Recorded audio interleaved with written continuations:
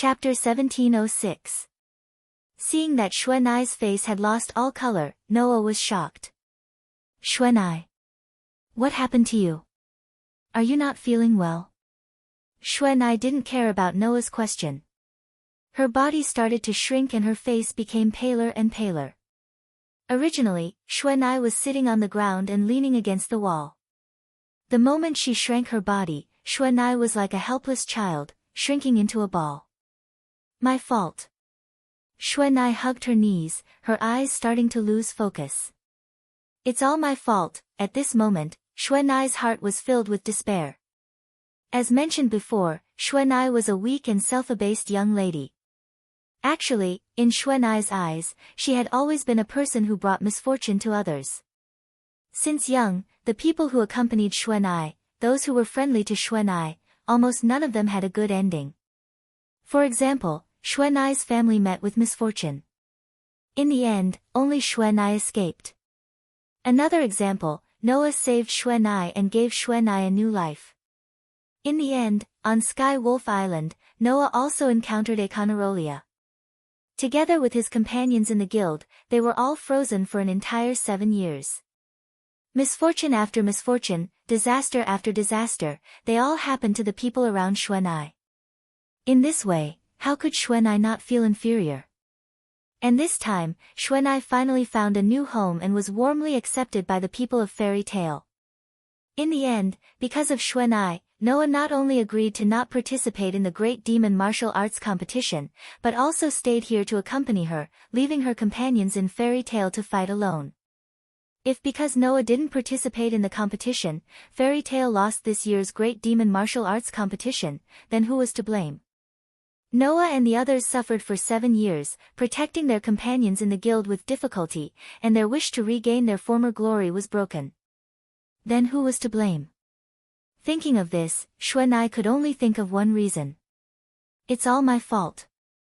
Xuanai seemed to have lost her soul, muttering helplessly and hopelessly. It's all my fault. In the endless self-blame, Xuanai thought of Mira and Lisanna again. In the attack last night, in order to save Xuanai and Lisanna, Mira pushed the 2 girls away and was trapped by the black fog. If it wasn't to save Xuanai and Lisanna, with Mira's strength, Mira wouldn't have been trapped so easily. Then, all of Mana, she, and Xuanai's. That's also my fault, my fault. Xuanai hugged his head and muttered in pain. Those who follow me will all meet with misfortune, will all. Xuanai, Nai's right, Nai's, S of's color, SSSS, S, hers S's face. Her S right's. Her. Xuanai. Nai. It's my fault. Xuanai acted as if he didn't hear anything and muttered in a daze. It's all my fault. Noah was speechless as he watched Xuanai fall into endless self-blame. He raised the hand that was grabbing Xuanai's slender shoulder and held Xuanai's cheek, raising Xuanai's face to face him. Xuanai. Noah looked into her eyes. Look at me. However, Xuanai still didn't react to Noah's words. Her eyes were still unfocused. If this continued, Noah felt that Xuanai would lose all her emotions. That wasn't a joke. Magic came from the heart. Therefore, this was also one of the reasons why Noah lost control of his magic power when he was a child when he was irritable. Of course, it was the same for others. Mira, for example, had come into contact with demons when she was young and awakened a magic that could receive demonic power. That was another example. If Mira hadn't met Noah at that time and joined Fairy Tale, she would have lost her heart sooner or later. She would have been devoured by magic and become a real demon. Now, Xuanai's heart was filled with negative emotions. It was also possible that her magic would go out of control and she would become a walking corpse. Xuanai. Xuanai. Noah patted Xuanai's cheeks, but it didn't have any effect. He gritted his teeth and shouted. You idiot. As soon as he finished speaking, Noah abruptly held up Snow's face and lowered his head. In the next moment, Noah kissed Xuanai and captured her lips. Xuanai's eyes widened. The sudden forceful kiss finally caused this young lady, who had nearly lost her mind, to recover. Her unfocused eyes once again began to gather. Her eyes were filled with disbelief as she looked at Noah's face, which was just inches away from her. At this moment, Noah pried open Xuanai's lips and teeth with ease. He captured the tip of Xuanai's tongue and rolled it up with his tongue like a madman. Xuanai's body went limp. She pressed her hands against Noah's chest and weakly endured Noah's domineering kiss. Her heart began to tremble. The intimate contact with the person she longed for caused Xuanai's mind to go blank. Her face that had originally lost its color gradually became rosy, and even her breathing began to become a little rapid. Under such circumstances, Xuanai passively endured Noah's powerful kiss. Her tongue was tightly entangled by Noah and she couldn't resist at all. Before long, Xuanai began to feel suffocated. Only then did Noah let go of Xuanai and let go of her lips. Xuanai stared blankly at Noah's face that gradually moved away. She subconsciously raised her hand and covered her mouth. She looked at Noah as if she was dreaming. She still couldn't believe it all. Of course, Xuanai didn't dislike Noah. Rather, it was the opposite. She even felt that she wasn't good enough for Noah. Now, after being kissed by Noah in such a domineering way, Xuanai only felt like she was dreaming. Everything became extremely unreal. However, Noah held Xuanai's face and made her look at him. He stared into her eyes and said, "Listen carefully. Listen carefully, your so-called saying that you will bring misfortune to the people around you, in my opinion, is simply the world's biggest joke." Xuanai was stunned. "Let's not talk about the past for now. But right now, I can tell you very clearly that even if you can bring misfortune to others, it has no effect on me at all," Noah said firmly. "I have to shoulder the misfortune of thousands of worlds, and I have to fight against the source of all misfortune. Even so, the world still cares for me, and has never let any misfortune happen to me. You want to affect me with your misfortune alone? Don't make me laugh my head off." Xuanai didn't understand Noah's words at all. However, Xuanai was not an idiot. She still understood one thing.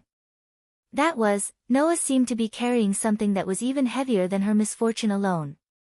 It was so heavy that Xuanai couldn't even imagine the responsibility.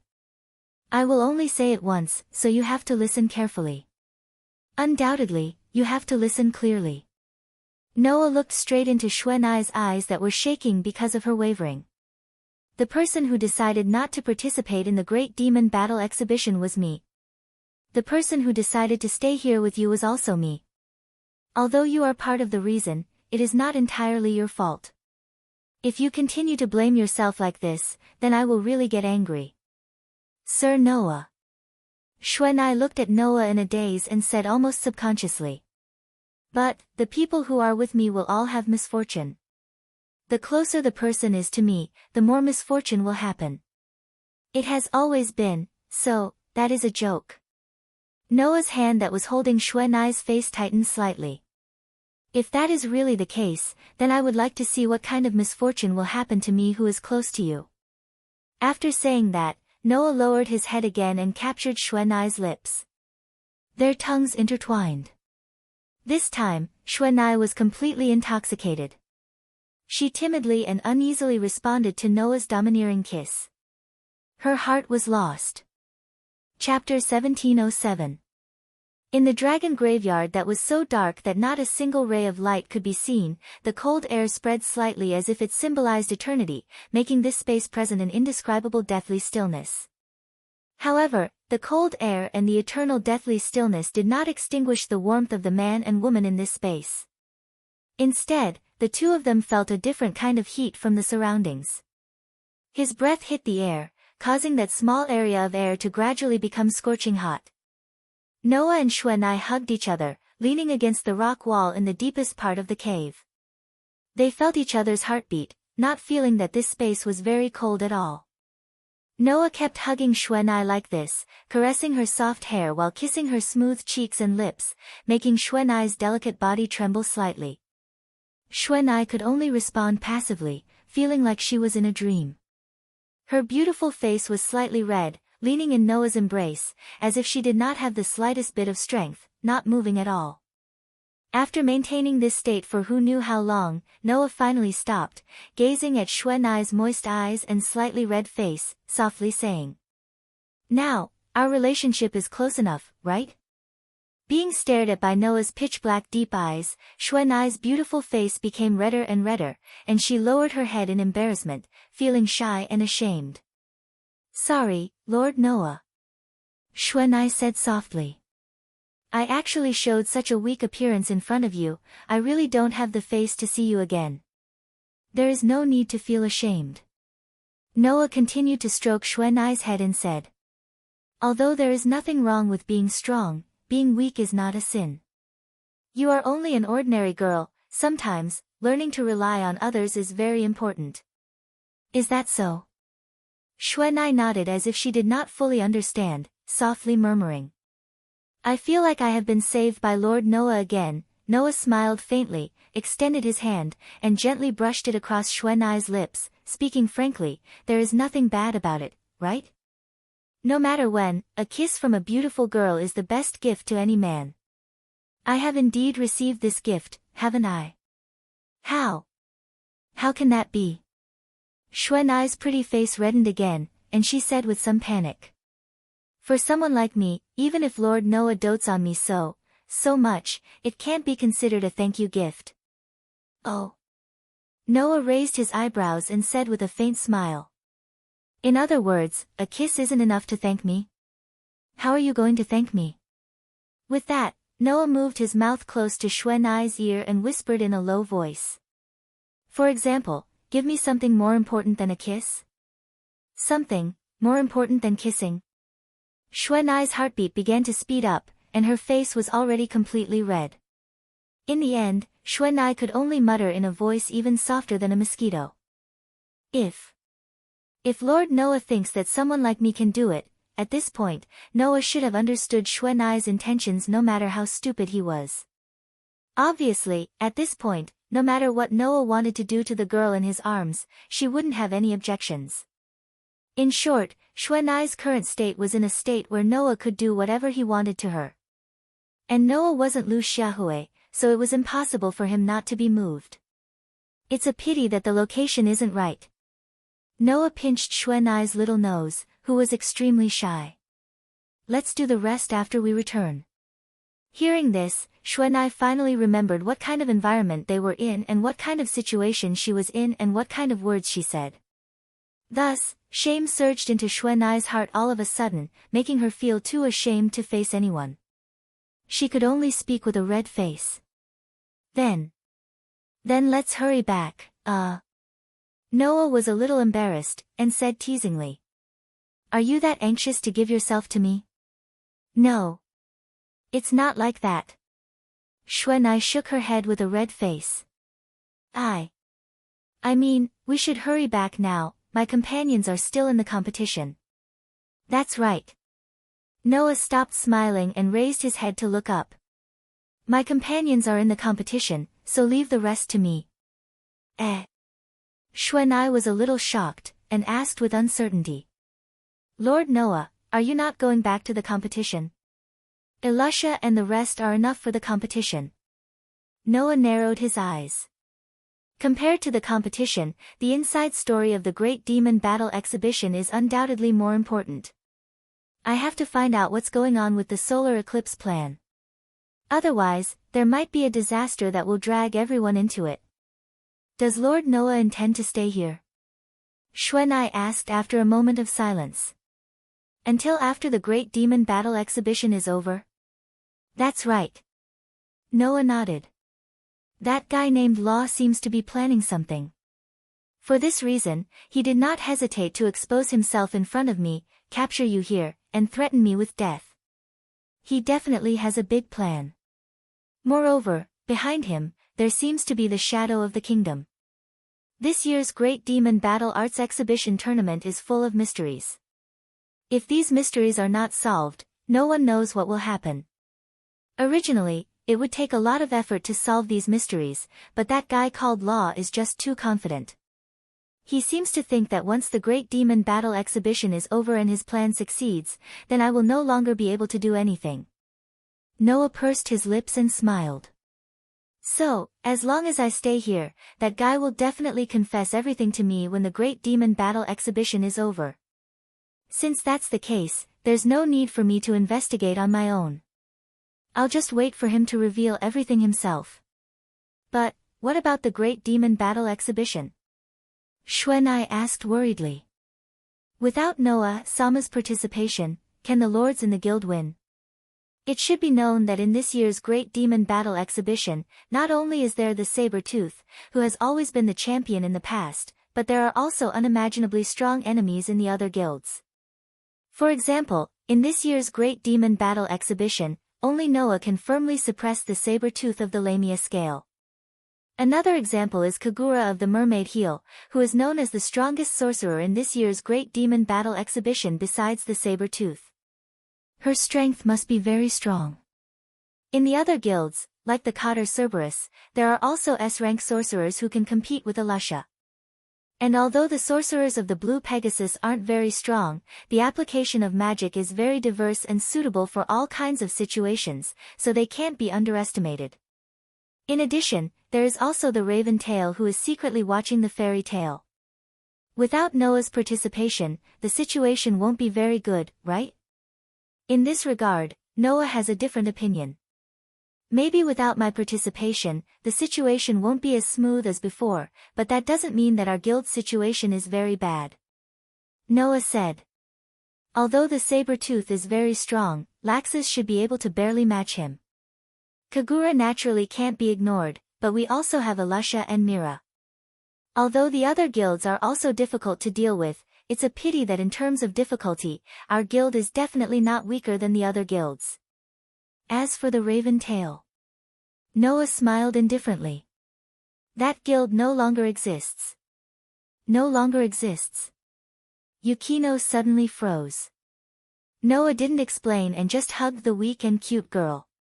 He raised his head and looked up, the corners of his mouth rising little by little.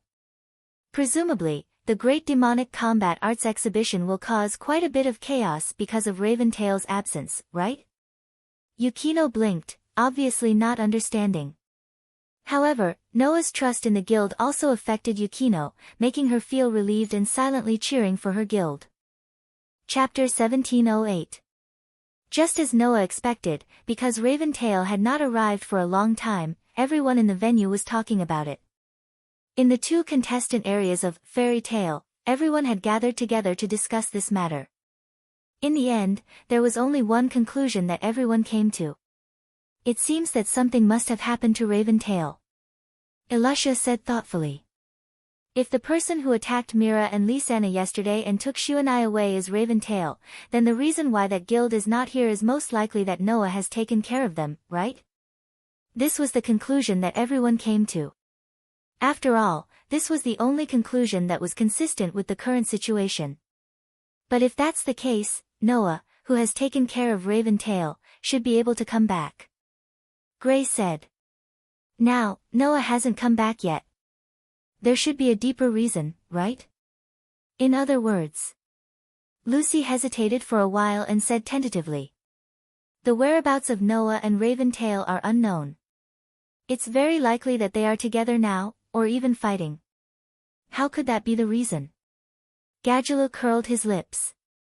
I don't think a Raventail would be able to hold that guy back for so long. Hearing Gadula's words, everyone looked at each other and nodded in agreement. Obviously, no one believed that the power of the Raventail was enough to keep Noah out for the entire night. There must be a deeper reason for this. It's really troublesome. Nazi held his head and looked unhappy.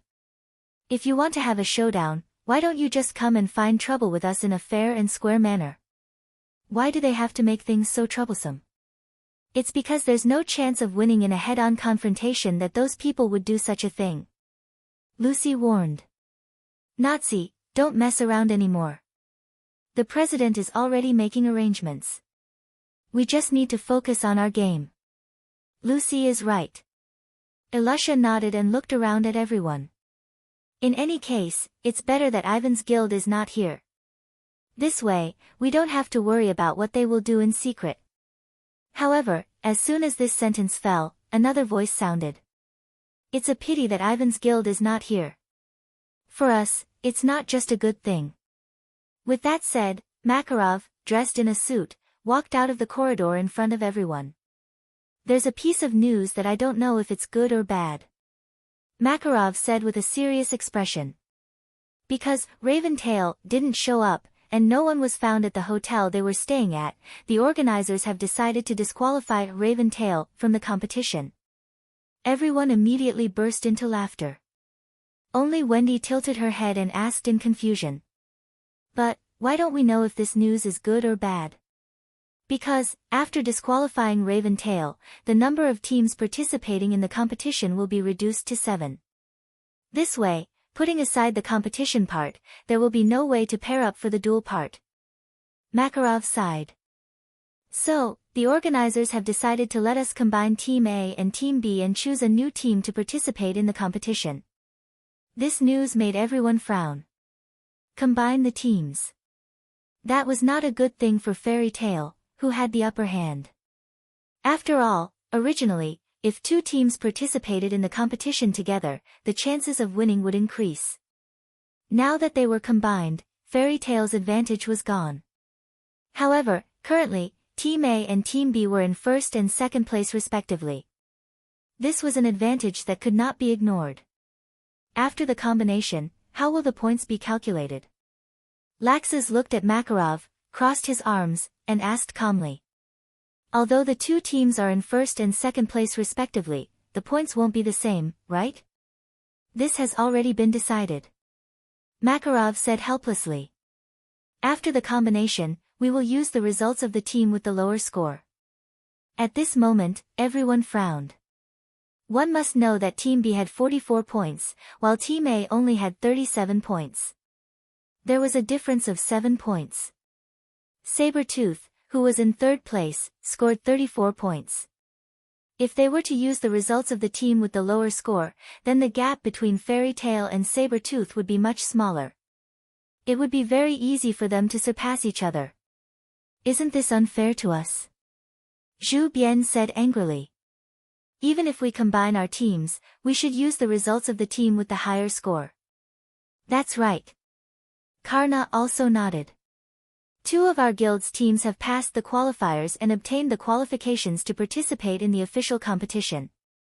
Now, they're merging our teams without permission. Not only are they destroying our advantage, but they're also trying to make it even smaller. Are the organizers deliberately suppressing us to make the competition more exciting and suspenseful? Maybe that's part of the reason. Makarov raised his head and looked at everyone present.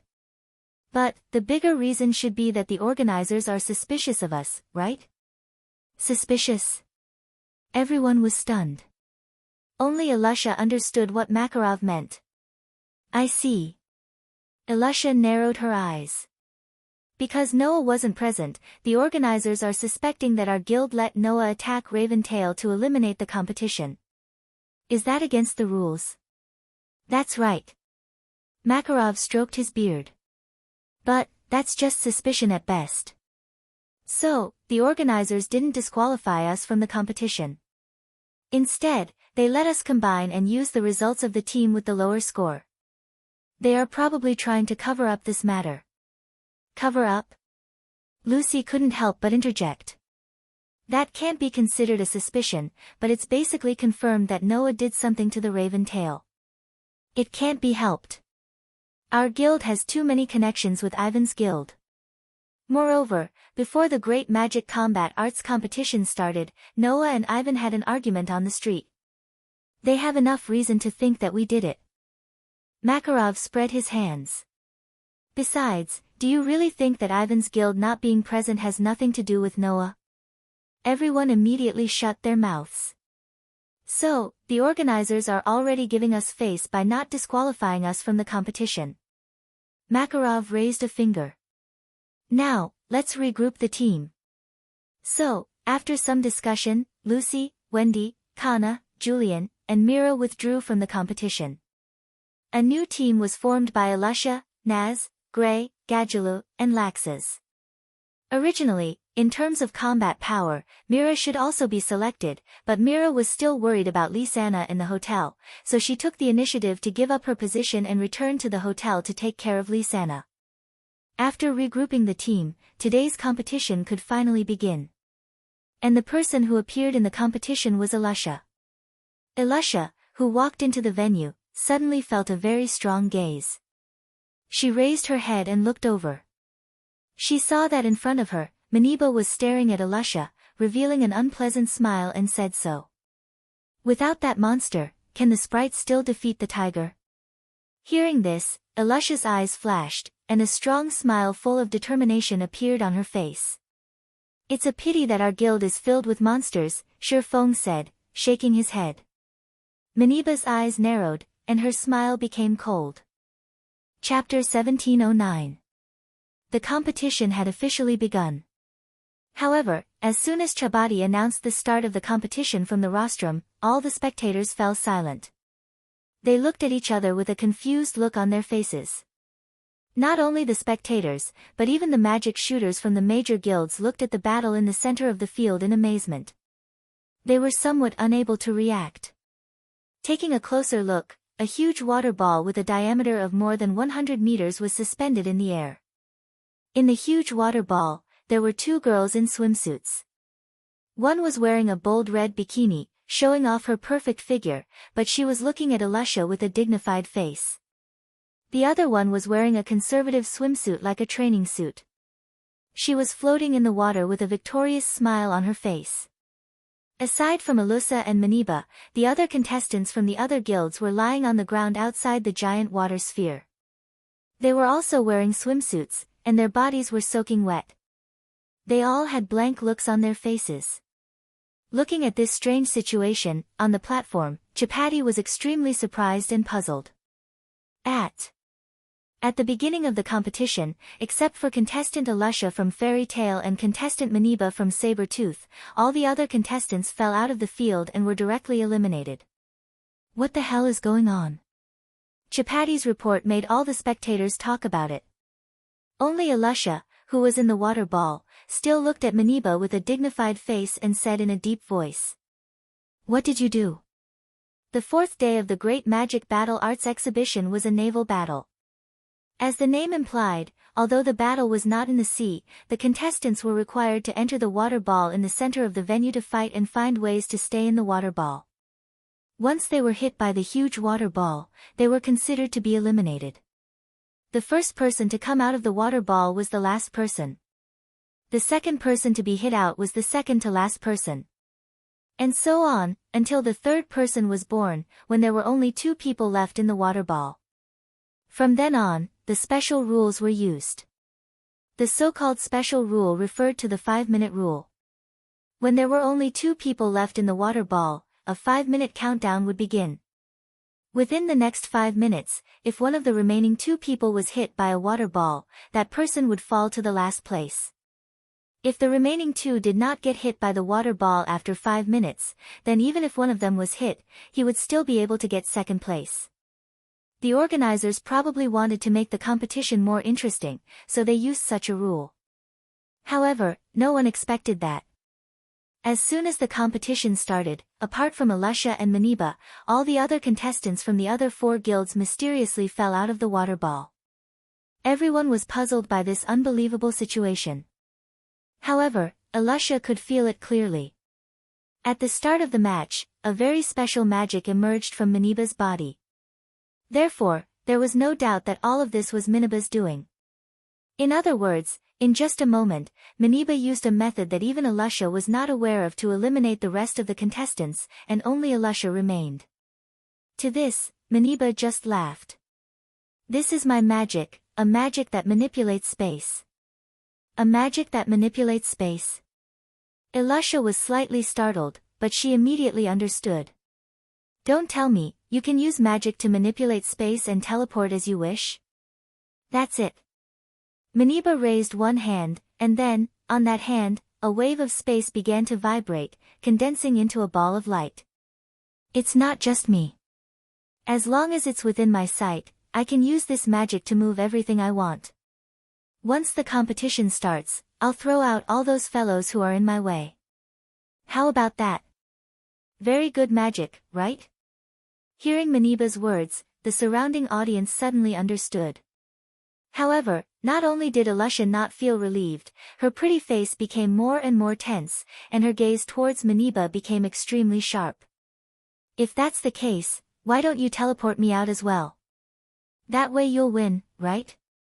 Not just win. As long as Maniba teleported Alusha out now, then, under the rule of 5 minutes, Alusha would directly fall to the last place. For Sabretooth, who had been hostile to Fairy Tail, wasn't this the situation that they wanted to see the most? However, Maniba teleported the rest of the contestants out, but left Alusha alone, and didn't teleport her out, letting the 5 minutes continue to pass. Could it be that Maniba wanted to humiliate Alusha by teleporting her out at the last moment of the 5 minutes? Directly teleporting you out and making you the last place, that's not bad. Maniba smiled rather coldly. Unfortunately, that'd be too boring. Boring? Alusha's pair of eyes began to gradually condense. Is it because of this reason that you deliberately let me stay? That's right. Maniba admitted frankly, but the words that came out of her mouth made people's hearts turn cold. Isn't your fairy tale very powerful? Isn't there an existence that humans can't compare to? But you can't be thinking of taking the title of the strongest from us by yourself, right? Then let me see what kind of ability you have. Our Sabretooth is the strongest. Maniba looked at Alusha with extremely cold eyes. Want to take away our title of the strongest? Just a little fairy, don't be too complacent.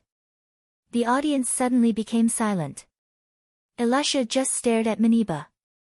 After a long while, she relaxed her body, and her eyes became sharp. You didn't teleport me out of the arena at the first moment, but you still openly explained the effect of your magic to me. Who is the one who is complacent? I'll prove it to you. As soon as her voice fell. Clank. Alusha's body suddenly bloomed with dazzling light. Seeing this scene, Maniba's smile became vicious. She raised one hand, and a wave of magic light gathered in her hand, emitting bursts of spatial fluctuations. At this moment, Alusha, whose whole body bloomed with dazzling light, moved. Accompanied by a faint sound of breaking through the air, Alusha's figure disappeared in place, turning into a dazzling light shadow. With an extremely terrifying speed, she drew a perfect arc in the water and violently shot toward Maniba's direction. Maniba, who was preparing to slowly torture Alusha to vent her anger, was shocked. However, before Maniba could react, the light shadow rushed to her back and fiercely hit Maniba's body. Bang! Even in the water, a muffled sound could be clearly heard. Maniba, who suffered a heavy blow, directly spat out the air in her mouth, and her whole body flew backward. After a while, she reacted, trying to stabilize her body, and suddenly raised her head and looked forward.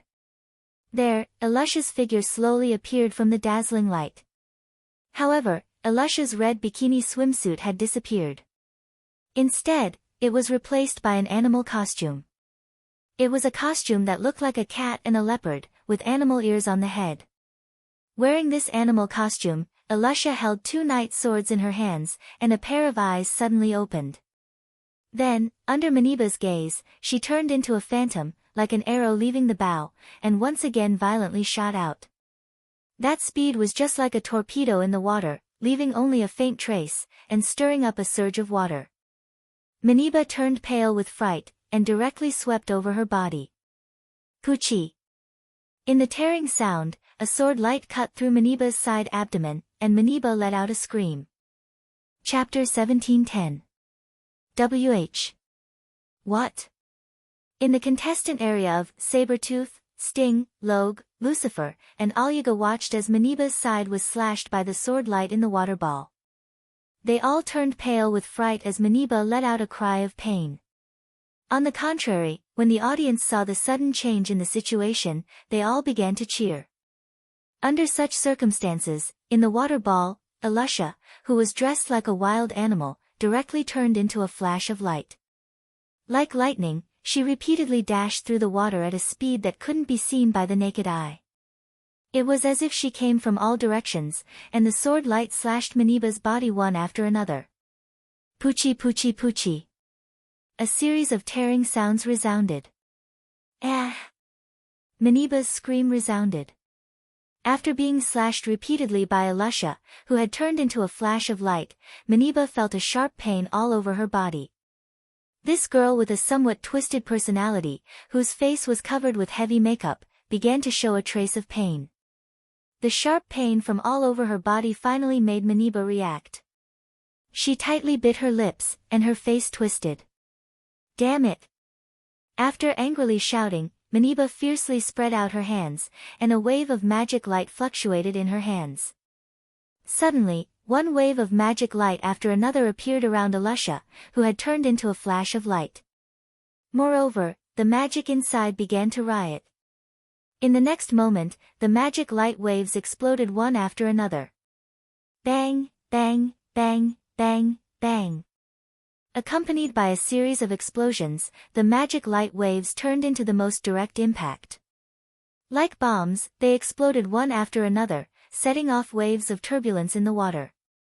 Not only could Meniba's magic be used to control space, but she could also change the properties of the space that her magic was used on.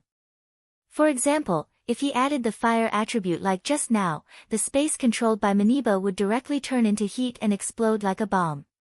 The destructive power and lethality would be very strong.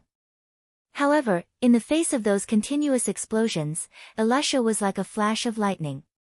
She was extremely fast, constantly dodging the exploding space.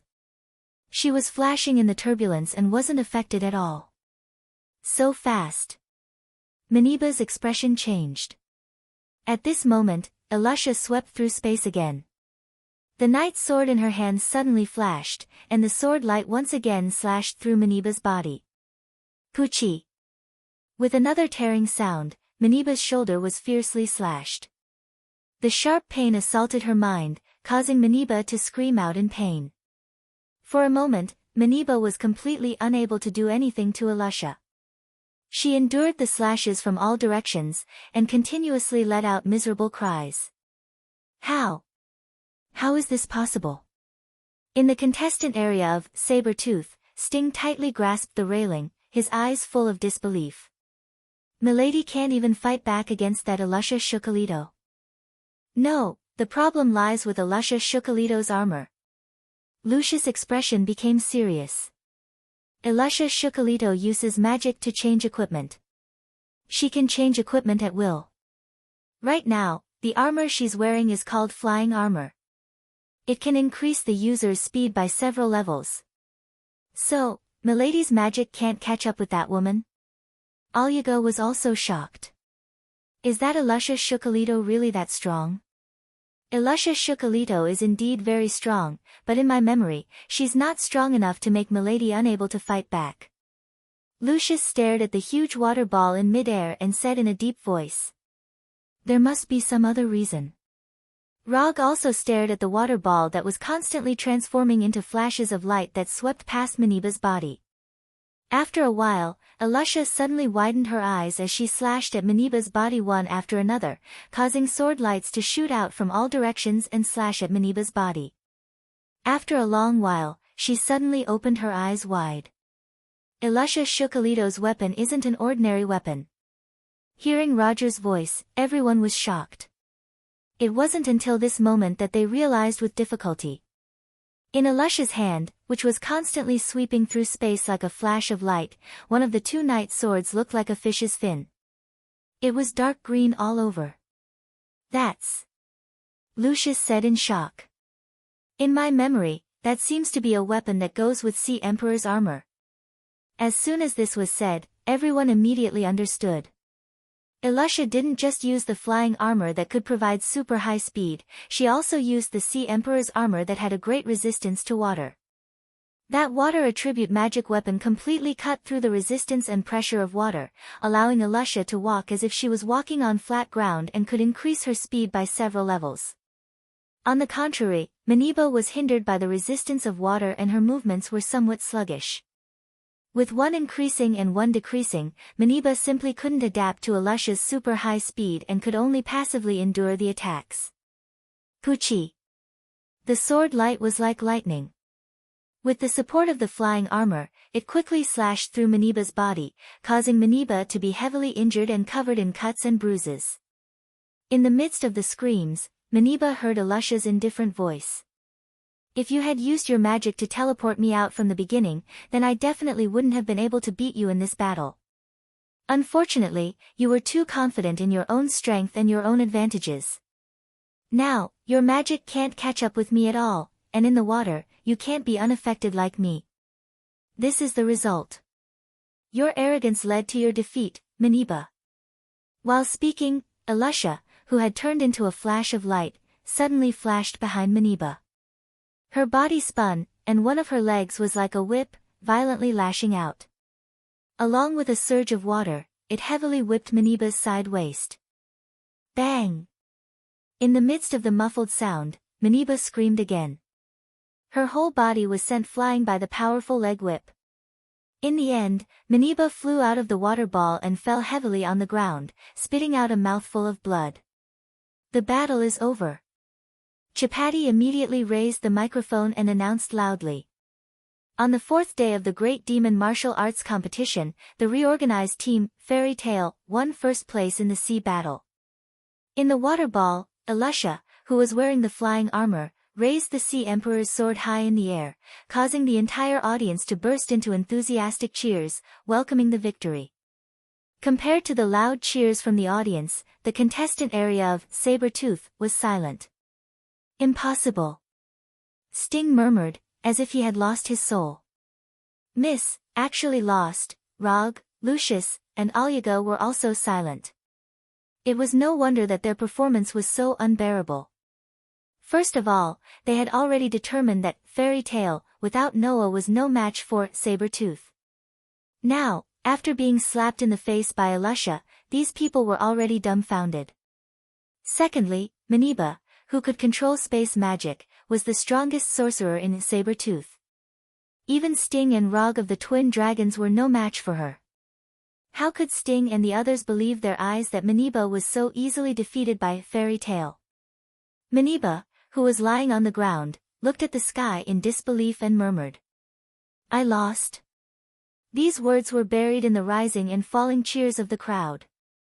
And the cheers were simply the biggest mockery for Maniba, who was defeated by Alusha because of her carelessness.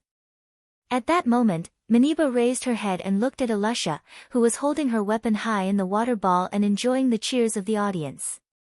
In her eyes, there was unimaginable rage and viciousness. Alusha. Shukalito. Chapter 1711. Without a doubt, after this round, Alusha was thoroughly hated by Maniba. However, no matter how much Maniba hated Alusha, this twisted and self-belittling girl still couldn't change the fact that she was defeated by Alusha because of her arrogance. Therefore, in this battle, Alusha successfully helped Fairy Tail obtain a valuable 10 points. Although Maniba lost because of her arrogance, she still managed to last past the 5-minute time limit, so Sabertooth didn't fall to the last place and obtained the second place of this battle, obtaining 8 points. Even though he had gotten second place, Sabertooth's self-esteem had once again been torn to shreds. Originally, Sabertooth thought that if Noah wasn't here, no one would be able to threaten their victory. Because of this battle, Sabertooth's spirit was once again severely damaged. Perhaps they really couldn't learn their lesson. Even at this stage, Maniba and her party still didn't think that a single fairy tale could really suppress a Sabertooth. Therefore, they decided to get back at the Sabertooth part of the duel. Unfortunately, in the end, this group of people was once again severely defeated. Due to the combination of Fairy Tail and Raven Tail's absence, the duel section was divided into 3 rounds.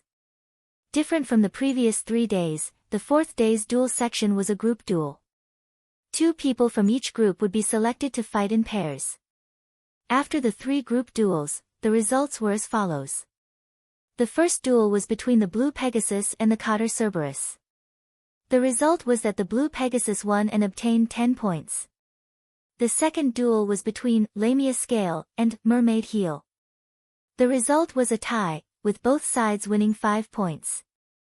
The third duel was a perfect example of what it meant to be enemies on a narrow road. Fairy Tail vs. Sabertooth. Players: Naz, Gadula vs. Sting, Log. In other words, it was a duel between 4 Dragon Slayer Archmages. As far as the process was concerned, this duel was quite interesting.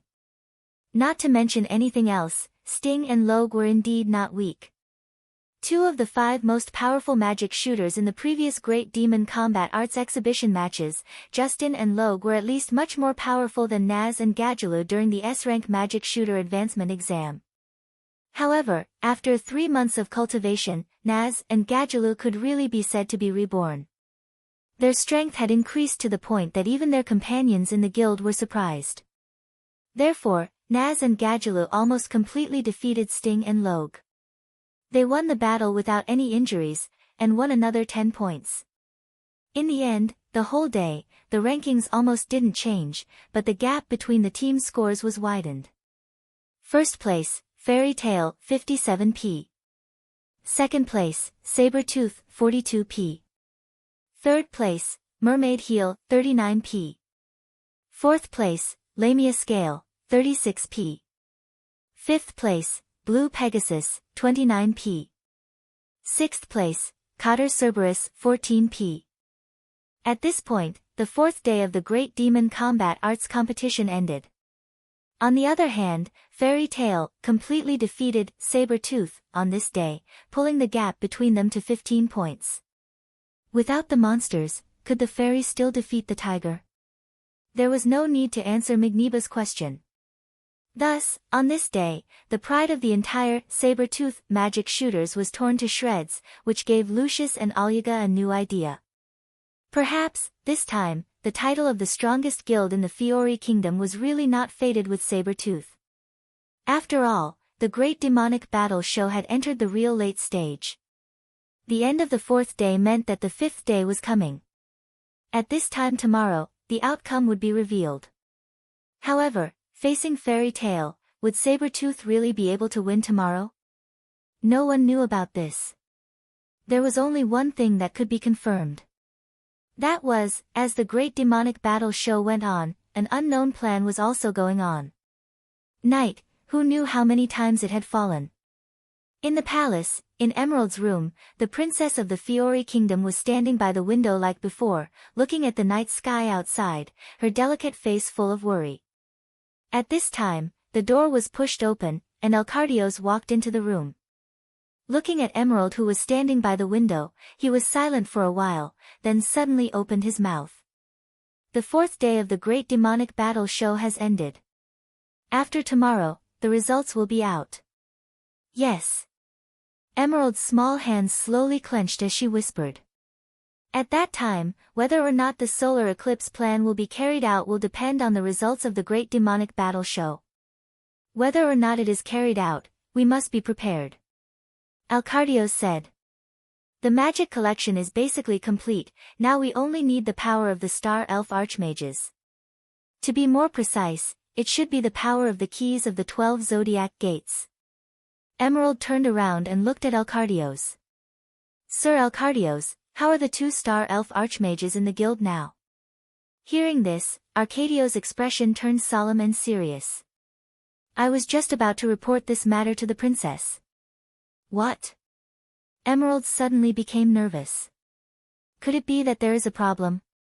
Yes. Alcardios said with a serious expression. Of the 2 Star Elf Archmages in the guild, one of them suddenly disappeared, and even the one who is beyond the human range also disappeared. What? Emerald was slightly surprised and quickly asked. Why is it like this? The reason is still under investigation. Alcardios hesitated for a moment and then said.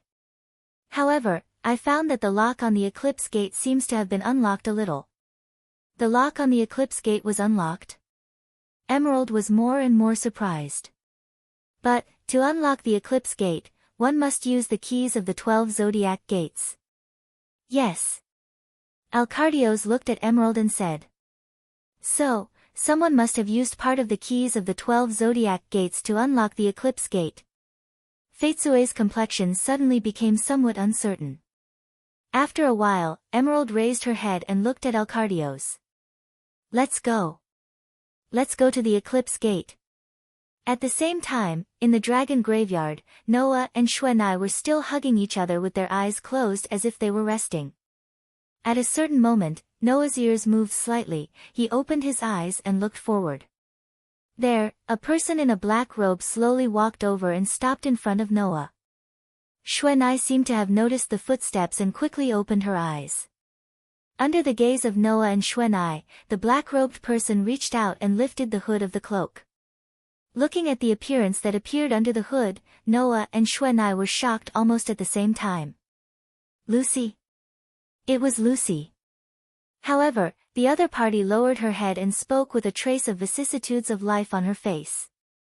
I am not the Lucy of this era. Not the Lucy of this era. Noah and Xuanai were both startled. Under such circumstances, the other party looked straight at Noah and said this. I am from the future. Chapter 17:12. This was a very vast space. Moreover, it was located in the palace of Colochas. At first glance, this vast space looked like a hall. However, the size of this hall was not only comparable to an ordinary palace, but it also had an indescribable sense of solemnity. Even if it was said to be the palace of the king, there would definitely be people who would believe it. Unfortunately, this vast and solemn hall was completely empty. There was nothing in it at all. No, it should be said that apart from one thing, there was nothing else in this vast hall. That thing was a door. A very grand and tall door, its height alone reached more than 10 meters. It was engraved with the sun, moon, and stars, as if it was written with the truth of heaven and earth. Located in this hall, under the contrast of this very mysterious door, the solemn atmosphere in the air was particularly strong. Obviously, this was a place that not just anyone could enter, it was filled with an incredible sense of silence. At a certain moment, a series of footsteps began to sound. Emerald and Alcardios entered this vast hall together, came to the front of the magnificent door, and went straight to a device next to the door, then stopped in front of the device. Emerald looked at the device with a very serious gaze. The more she looked, the more serious Emerald's expression became. In the end, Emerald came to a conclusion. Yes, the lock was indeed opened a little. Without a doubt, someone must have used the key of the 12 zodiac gates to do this. And the person who can do this, besides me and the princess, is probably only that person. Alcardios continued Emerald's words. The person who suggested to the princess to use the solar eclipse plan to save the future. The person from the future. This was not a joke, nor was it an exaggeration. At least, Emerald and Alcardios knew that the so-called person from the future was completely valid. As long as he borrowed the power of the door in front of him, he could do this. Once opened, he can enter the torrent of time and freely travel back to the past the solar eclipse. Alcardios looked at the magnificent door in front of him and said as if talking to himself. Through this door, from the future to this era, no one knows better than him how to open the lock of the door. Feitsue heavily nodded her head and fell into her own memories. When did that person from the future come to this era? As for the specific time, Feitsue also didn't know. Feitsue only knew that the person from the future suddenly appeared in front of her one day and brought her a shocking news. July 7th, X 791. During this period of time, there will be 10,000 dragons attacking this country. This country and this era will be destroyed. Emerald whispered. The only way to avoid this is to gather mana and open the eclipse gate. Then, we can turn the massive mana into a huge cannon that can destroy 10,000 dragons. We can use this to destroy the huge dragon horde and save this country and the world.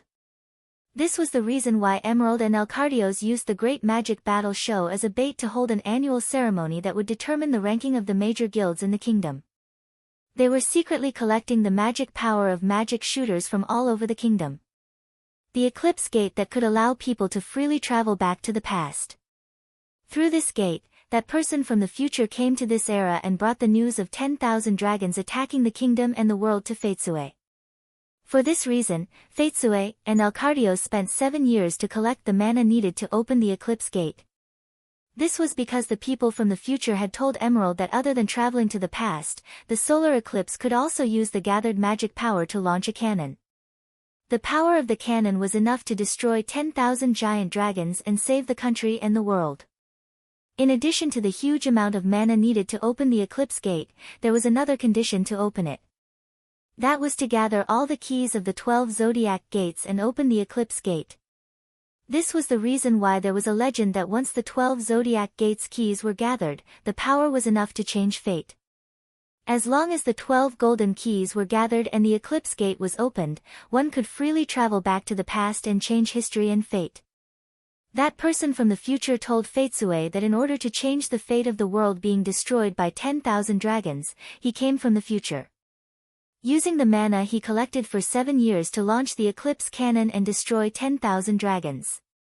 This was the eclipse gate's plan. However, Fetsue had not decided whether to carry out this plan or not. The reason was simple, because Fetsue did not fully believe the words of that person from the future. Logically speaking, the dragons should have perished 400 years ago. Even if there were survivors, there should not be as many as 10,000 dragons. Fetsue looked at the tall gate. If that is the case, how could there be 10,000 dragons attacking the kingdom and the world being destroyed? Because of this, the princess has been hesitating whether to carry out the eclipse gate's plan or not, right? Alcardios understood Fetsue's thoughts. However, the person from the future who spoke to the princess left us a prophecy. That's right. Fetsue's eyes flashed. That person from the future said that the great demonic martial arts exhibition will use a very special method to obtain the result. Based on that result, under normal circumstances, it should be impossible to happen. And if such a special result happens, then it can only prove that the words of that person from the future are true. Alcardios said the plan in Fetsue's heart. When that time comes, the princess will carry out the solar eclipse plan, open the solar eclipse gate, and be ready to fire the solar eclipse cannons to destroy the 10,000 dragons. For this reason, we must first prepare to open the eclipse gate. The mana has been collected, and the only thing left is the key to the 12 zodiac gates. Fetsue reached out and touched the device in front of her. Now, the lock of the eclipse gate has been partially unlocked. Obviously, that person from the future used part of the key. This speculation was basically correct. After capturing Sueno, Law brought the Aries, Gemini, Scorpio, Libra, and Pisces stars spirit keys here and opened part of the lock of the eclipse gate. Then, Law brought the key back to the dragon graveyard and threw it next to the unconscious Sueno. Noah picked it up and returned it to Sueno. What's going on? Alcardios frowned. Why is the key to Sueno Agulia in the hands of that person from the future? It seems that while we are preparing, that person from the future is also secretly preparing. Fetsue whispered. Now, we only need Lucy Heartfilia's key to open this lock completely, and we can open the eclipse gate at any time. So, Princess, what should we do now? Alcardios asked. Previously, the princess seemed to have her own ideas, right? Now, we must borrow the power of Lucy Heartfilia. Fetsue turned her head and looked at Alcardios. Master Alcardios, can you bring Lucy Heartfilia here and ask her to assist us? I understand. Alcardios nodded. I will personally ask Lucy Heartfilia to assist us. Only then did Fetsue's complexion slightly relax. However, whether it was Fetsue, Alcardios, or Law, none of them expected this. Law was not the only one who came back from the future. There was another person from the future who came to this era. In the dragon graveyard, Noah and Sueno fell into silence after listening to the news brought by Lucy, who claimed to have never been here, 10,000 dragons. Sueno's voice became a little hoarse. Is that really possible? I know, this matter will not be easily believed. The future Lucy said bitterly. But please believe me, what I said is true. The atmosphere suddenly became heavy. Chapter 17:13. Noah had 100 ways to deny the news brought by the future Lucy. Just like what Emerald said, 400 years ago, the dragon race had already been wiped out by Aeconarolia. Even if some survived, there shouldn't be as many as 10,000 dragons that survived. So, this matter was outrageous no matter how he thought about it. In addition, if there really were 10,000 dragons in this world, then humans would have been slaughtered by the dragons long ago. Why did they wait until now to welcome the dragon's attack? Where did the 10,000 dragons live before this? One question after another gave Noah ample reason to doubt Lucy. However, from Lucy's bitter face and painful voice, Noah couldn't arouse the slightest doubt. Therefore, Noah believed her. If you are really Lucy, then we have no reason to doubt your words. Noah looked straight at the future Lucy and said. But, if you came back to this era from the future, then I want to ask, in the future world, under the attack of 10,000 dragons, did we not resist at all? Resist? The future Lucy's tone became even more bitter. That was 10,000 dragons, how could we resist? Even if there were 10,000 dragons, couldn't we resist? Noah frowned. Did the future me not do anything? Although he didn't know the specific strength of the 10,000 attacking dragons, but 400 years ago, Aeconarolia alone was able to slaughter the entire dragon race. Even if the strength of those dragons far exceeded that of humans, it shouldn't reach the 4-digit level. Even if there were 10,000 dragons that didn't reach the 4-digit level, with Noah's strength, it shouldn't be impossible to resist, right? After all, 7 years ago in this world, Noah was already comparable to Aeconarolia. So, if even Aeconarolia could single-handedly slaughter an entire dragon race, then there was no reason why Noah couldn't do it. According to this, with Noah here, even if 10,000 dragons appeared, they shouldn't be unable to resist. Listening to Lucy's words, the future seemed to only be filled with despair and fear. However, something that Noah didn't expect happened. The future you? Lucy looked at Noah with an extremely hesitant gaze. After a while, she mustered up her courage and said such a sentence. Although I don't know what the future you did, in the future I know, you didn't appear at all. You didn't even exist in fairy tale. You. What did you say? Noah was really surprised. The future me isn't in fairy tale. Not to mention not being there, I haven't even heard of your existence. The future Lucy said with great doubt. Logically speaking, with how powerful you are, I should have at least heard of you. However, as far as I can remember, the president has never adopted a child, much less a grandson by the name of Noah Dole. Thus, when I returned to this era and saw you, I was also very surprised. The doubt and surprise in the future Lucy's tone was indeed very strong. Moreover, the way the future Lucy looked at Noah was completely like looking at a stranger. She didn't have the kind of intimacy and familiarity that the Lucy in fairy tale looked at Noah. These phenomena all proved a problem. That is, in the era of the future Lucy, there was indeed no such person as Noah in fairy tale. What's more, in that era, whether or not Noah existed was a problem. Regarding this fact, Noah was silent. Although there were more or less complicated feelings in his heart, Noah still understood what was going on. Originally, Noah was not a person of this world, but a transcendent existence born from the fragments of the starting worlds of thousands of worlds in between worlds. The reason why he came to this world was that the worlds that birthed Noah wanted to give Noah a good environment to grow up in, so they sent Noah here. In other words, for this world, Noah shouldn't exist. As a result, because of the world's blessing, Noah came to this world and quietly made some changes in this world. There was no such thing as Noah in the future Lucy's era, probably because the development of that era was the original trajectory of this world.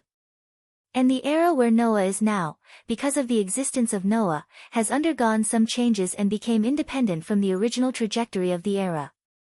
Future Lucy tried to go back to the past through the spacetime door called solar eclipse to change her fate, and she happened to come to the era where Noah existed.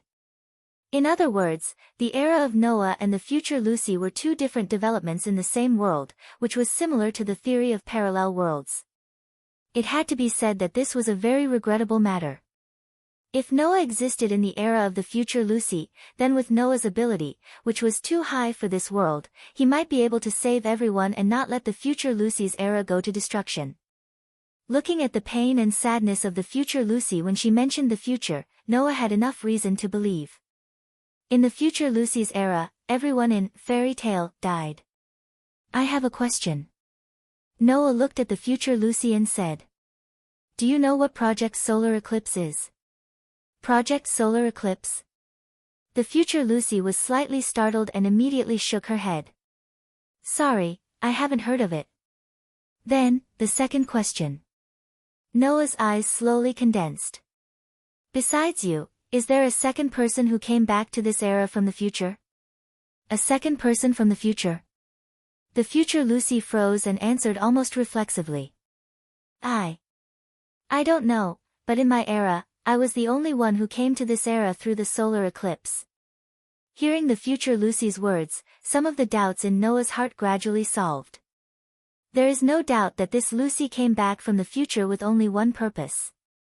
That is to tell the future of this country and even the world to the people of this era and to save the tragedy of this era. However, Lucy was not the only one who came from the future to this era.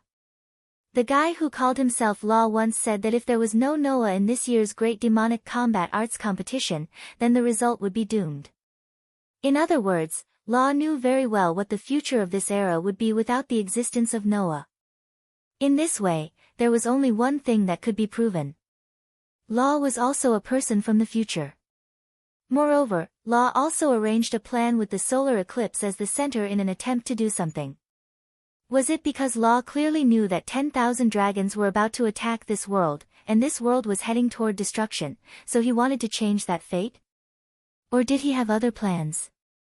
Noah felt that he was getting closer to the truth. At this moment, Xuanai suddenly hesitated and said so. Sir Noah, I think, from the future, there is more than one person who came to this era. The future Lucy was startled. Noah was also slightly startled and looked at Xuanai. Under Noah's gaze, Xuanai pursed her lips and said in a low voice. I know the true identity of the person who called himself Law. With that said, Xuanai told Noah a name. Hearing that name, Noah's eyes flashed and fell into silence again. I'm sorry, although I came to this era from the future, I didn't bring any plan to save this era. The future Lucy suppressed the emotions in her heart and said to Noah emotionally. But, you are so powerful, you must have a way to save this era. I beg you, save this era, save my companions, save our future. Hearing this, Noah smiled. You don't need to say that, I will do that. Chapter 17:14. In the future, when Lucy found Noah and told him what would happen in the future, Noah gradually began to realize the hidden undercurrents of this year's Great Demonic Combat Arts exhibition game. Many things were happening outside. First, in order to prepare to open the Eclipse Gate at any time, Alcardios went to the Inn of Fairy Tale, hoping to talk to Lucy. Of course, in the inn, Elusha, Wendy, Naz, and Gray, who were originally in the same group as Lucy, were also present. After some negotiations, the group agreed to discuss with Alcardios, and under Alcardios' lead, they arrived at the location of the Eclipse Gate. There, Alcardios told Elusha and the others a part of the Eclipse plan, and hoped to get Lucy's help.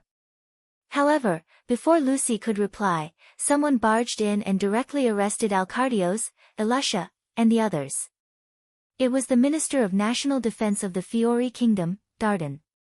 This Minister of National Defense did not know the true content of the Eclipse plan, but he knew that Alcardios was preparing to open the Eclipse Gate that could travel through time and space. Under such circumstances, Dardan thought that Alcardios was preparing to use the Eclipse Gate to return to the past and then do something to change history, and expressed extremely strong opposition to this. Thus, without knowing the true contents of the solar eclipse plan, the Minister of Defense barged in with his soldiers in order to protect the current history. He directly captured Alcardios and imprisoned the star elven archmage who could open the solar eclipse gate, which was Lucy, as an accomplice. As for Elusha, Wendy, Naz, Gray, and the others, they were all chased out of the palace and sent back to the inn. When the high mages of Fairy Tale found out about this matter, they were all furious. If it was just to arrest Alcardios, it would have been fine. However, in order to prevent the solar eclipse from taking place, Dutton treated Lucy as an accomplice and imprisoned her. This undoubtedly violated the fairy tale's taboo. Therefore, before dawn, Makarov made arrangements for Naz, Wendy, Mira, Hubby, Xia Lulu, and Lili to form a team. When the finals of the Great Demon Combat Arts competition began tomorrow, they would sneak into the palace and rescue Lucy. In addition, Elusha, Gray, Gadjalu, Julian, and Laxus were in charge of attending tomorrow's finals, attracting the kingdom's attention to the Great Demon Combat Arts competition so that Naz and the others could take advantage of the situation and rescue Lucy. As for the others, they continued to search for Noah and Xuanai. Fairy Tale, who had prepared everything properly, did not notice anything. On the top of a building opposite the Fairy Tale Hotel, Law quietly watched the development of all this, and an evil smile gradually appeared on his face. Although a lot of accidents have happened, now, history has begun to go on the right track. If it continues to develop like this, the result of tomorrow's Great Demon Combat Arts competition will definitely be the same as the history I know. As a person from the future, Law clearly knows what the result of tomorrow's Great Demon Combat Arts competition will be. In order to let Emerald trust him and open the Gate of Eclipse, Law told Emerald the result. If that result appears, it can prove that the future Law said is true, and Emerald will open the Gate of Eclipse. However, Law did not expect that in this era, there would be a person who has no intersection with the history he knows. Noah Dole. Law's expression became uncertain. That guy, who the hell is he? Not only does he not exist in the history that Law is familiar with, but he also has that kind of power beyond the scope of human beings, so Law really has a deep fear of Noah. If this variable that does not exist in history is allowed to continue to be active in the Great Demon Combat Arts competition, then, in the end, the prophecy that Law told Emerald will definitely collapse because of the intervention of Noah, a person who does not exist. At that time, Emerald will no longer help Law open the Gate of Eclipse. If the Gate of Eclipse cannot be opened, then Law's coming to this era will become meaningless. Therefore, Law did not hesitate to take away Xuanai at the risk of angering Noah at any time to restrict Noah and guide history back to the track he is familiar with. And Law's efforts were not in vain after all. Although a lot of things have happened that deviated from the history I know, now, history is finally back on the right track, and my prophecy will definitely be fulfilled. Let Emerald believe my words and open the Gate of Eclipse. Law raised the corner of his mouth. At that time, even if you, Noah Dole, are beyond common sense and stronger than all humans, it will be useless. After leaving this sentence, Law directly turned into a black shadow and disappeared quietly as if blending into the moonlit night. On the other side, in the palace, Emerald, who learned that Alcardios was taken down, hurriedly went to Dutton and told him the real content of the eclipse plan. W.H. What? In Emerald's room, a short old man was shocked. 10,000 dragon generals are attacking the kingdom. How can that kind of thing happen? I know you won't believe it.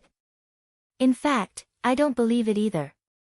Emerald closed her eyes. That's why I decided to only prepare to open the Gate of Eclipse until the end of the Great Demon Combat Arts competition. Whether to carry out the Eclipse plan and open the Gate of Eclipse will have to wait for the results of the Great Demon Combat Arts competition. You intend to entrust the future of the kingdom to the results of a festival? Dutton said with a somewhat ugly expression. Princess, isn't that a bit inappropriate? Apart from this, is there anything else we can do? Emerald smiled helplessly. As long as there is a 1 in 10,000 chance that this kingdom will be in danger, we must prepare for the future of this kingdom. Dutton opened his mouth, but no words came out. Whether to carry out the eclipse plan or not, let's wait for the results of the Great Demon Combat Arts competition to tell me. The helpless smile on Emerald's face turned into an expression full of determination. She stared at the gradually brightening sky outside and said, Before the results come out, I won't believe any of this. But, is the result possible? Dutton hesitated and said, Based on the current situation, without Noah Dole's participation, the result that the person from the future mentioned should be very difficult to appear, right? Because it's difficult to appear. Once it appears, it can prove that what the person from the future said is true. Emerald looked at Dutton and said very seriously. So, all we can do is wait for the results to appear. I understand. Dutton said in a deep voice. If it's for the future of this kingdom, I will support Her Royal Highness. Thank you very much for your understanding, Minister. Emerald nodded and immediately, once again, looked at the gradually brightening sky outside. At this time, Emerald's mind was only thinking about the prophecy that Law told her. The sorcerers of the guild, Fairy Tale, will defeat their opponents one by one. In the end, they will face Sting of the Saber-Tooth, with wounds all over their bodies. All of them will be unharmed, and Sting will kneel down and surrender. This result, no one could have predicted. Because of this, Law's prophecy seemed to be very convincing when it came true. Everything depends on the results of the Great Demon Combat Arts competition. Emerald, who had made up her mind, didn't notice it. In the night sky outside, a figure that looked like a fairy was floating there like a ghost. Looking down, a thoughtful light flashed in her emerald gem-like eyes. It seems that something incredible has really happened. Mavis looked in the direction of the hotel where Fairy Tale was located. After a while, she smiled sweetly. There's no other way, let's go help those children. Chapter 17:15. The next day, as soon as the sun rose, the citizens of Coloca's were in high spirits. Because today was the finals of the Great Demonic Arts Tournament. After today's tournament, in the following year, the rankings of the various guilds from all over the Fiori Kingdom would be revealed. The citizens of Coloca's were very much looking forward to this. Without a doubt, this year's Great Demonic Arts Tournament was much more exciting than the previous ones. In the previous Great Demonic Arts exhibition matches, it was basically Saber-Tooth who was unparalleled. Kara and Leo, who belonged to the Lamia scale, didn't participate in the previous Great Demon Combat Arts exhibition at all. Kagura, who was a member of the Mermaid Heel, had never appeared in the Great Demon Combat Arts Tournament in the past. This way, Saber-Tooth naturally didn't have any strong opponents, and was almost always successful, easily winning the championship every time. Although this made Saber-Tooth's popularity quite high, in terms of the level of excitement of the tournament, it definitely couldn't compare to this year's Great Demonic Arts Tournament. Not to mention, in this year's Great Demonic Combat Arts exhibition, a Fairy Tale had appeared out of nowhere. So, this year's Great Demonic Arts Tournament was very exciting, and many people were looking forward to it. And the last day of the Great Demonic Arts Tournament was quickly approaching. Today, the cheers of the audience were much louder than the previous days, and people's spirits began to soar. Under such circumstances, the finals of the Great Demonic Arts Tournament began. Unlike the previous days. On the last day of the Great Demonic Arts Tournament, there was no part of the tournament, nor was there a part of the duel, only a competition. Survival battle. The venue of the tournament was the entire Coloca's. The teams of the major guilds would be scattered to different corners of Coloca's, and would be free to move as soon as the tournament began. During the period of movement, there were no restrictions on methods, no restrictions on magic, and when they met, they could either fight or escape. No matter what, in the end, as long as an opponent couldn't continue to fight, they would get 1 point. This point would be added to the total score of each team. In addition, each team would have a captain. The captain's name list was not public. However, when the team leader was defeated, the team that defeated the team leader would receive 5 points, which would also be added to the total score. According to this calculation, when all the contestants in a team were defeated, they would be able to provide a high score of 9 points. Defeating all the contestants from other teams, the highest score would be 45 points.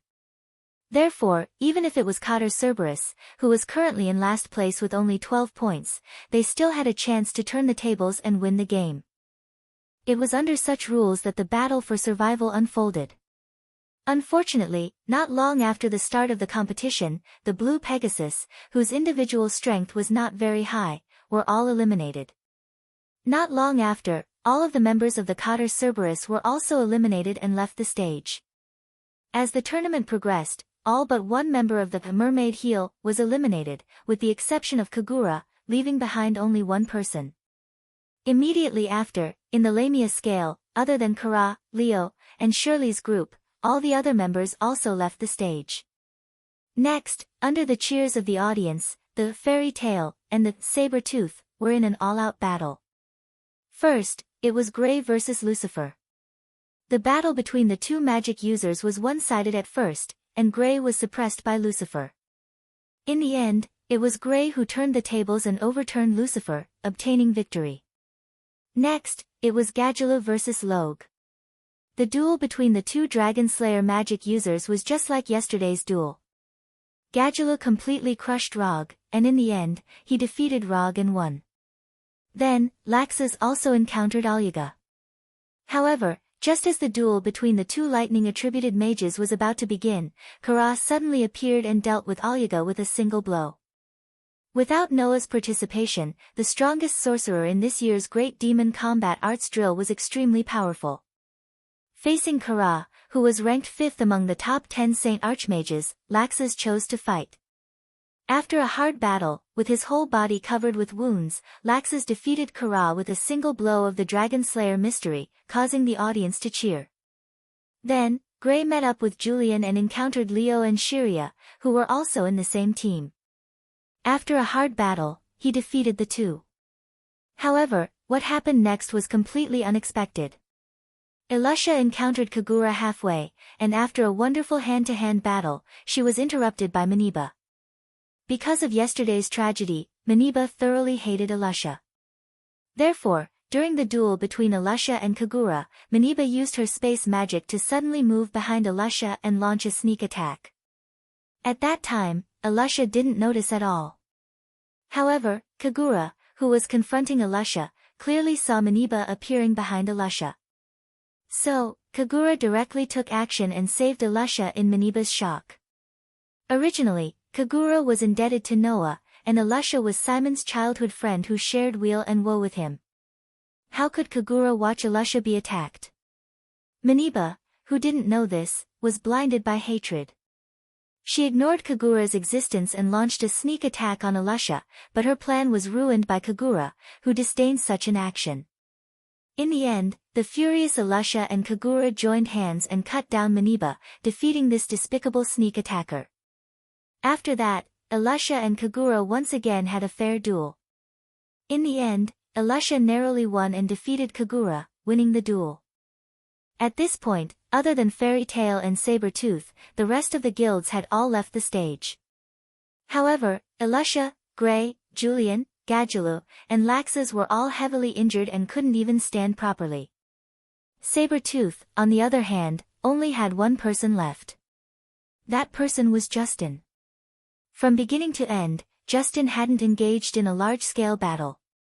Whether it was his stamina or magic power, he was at his peak.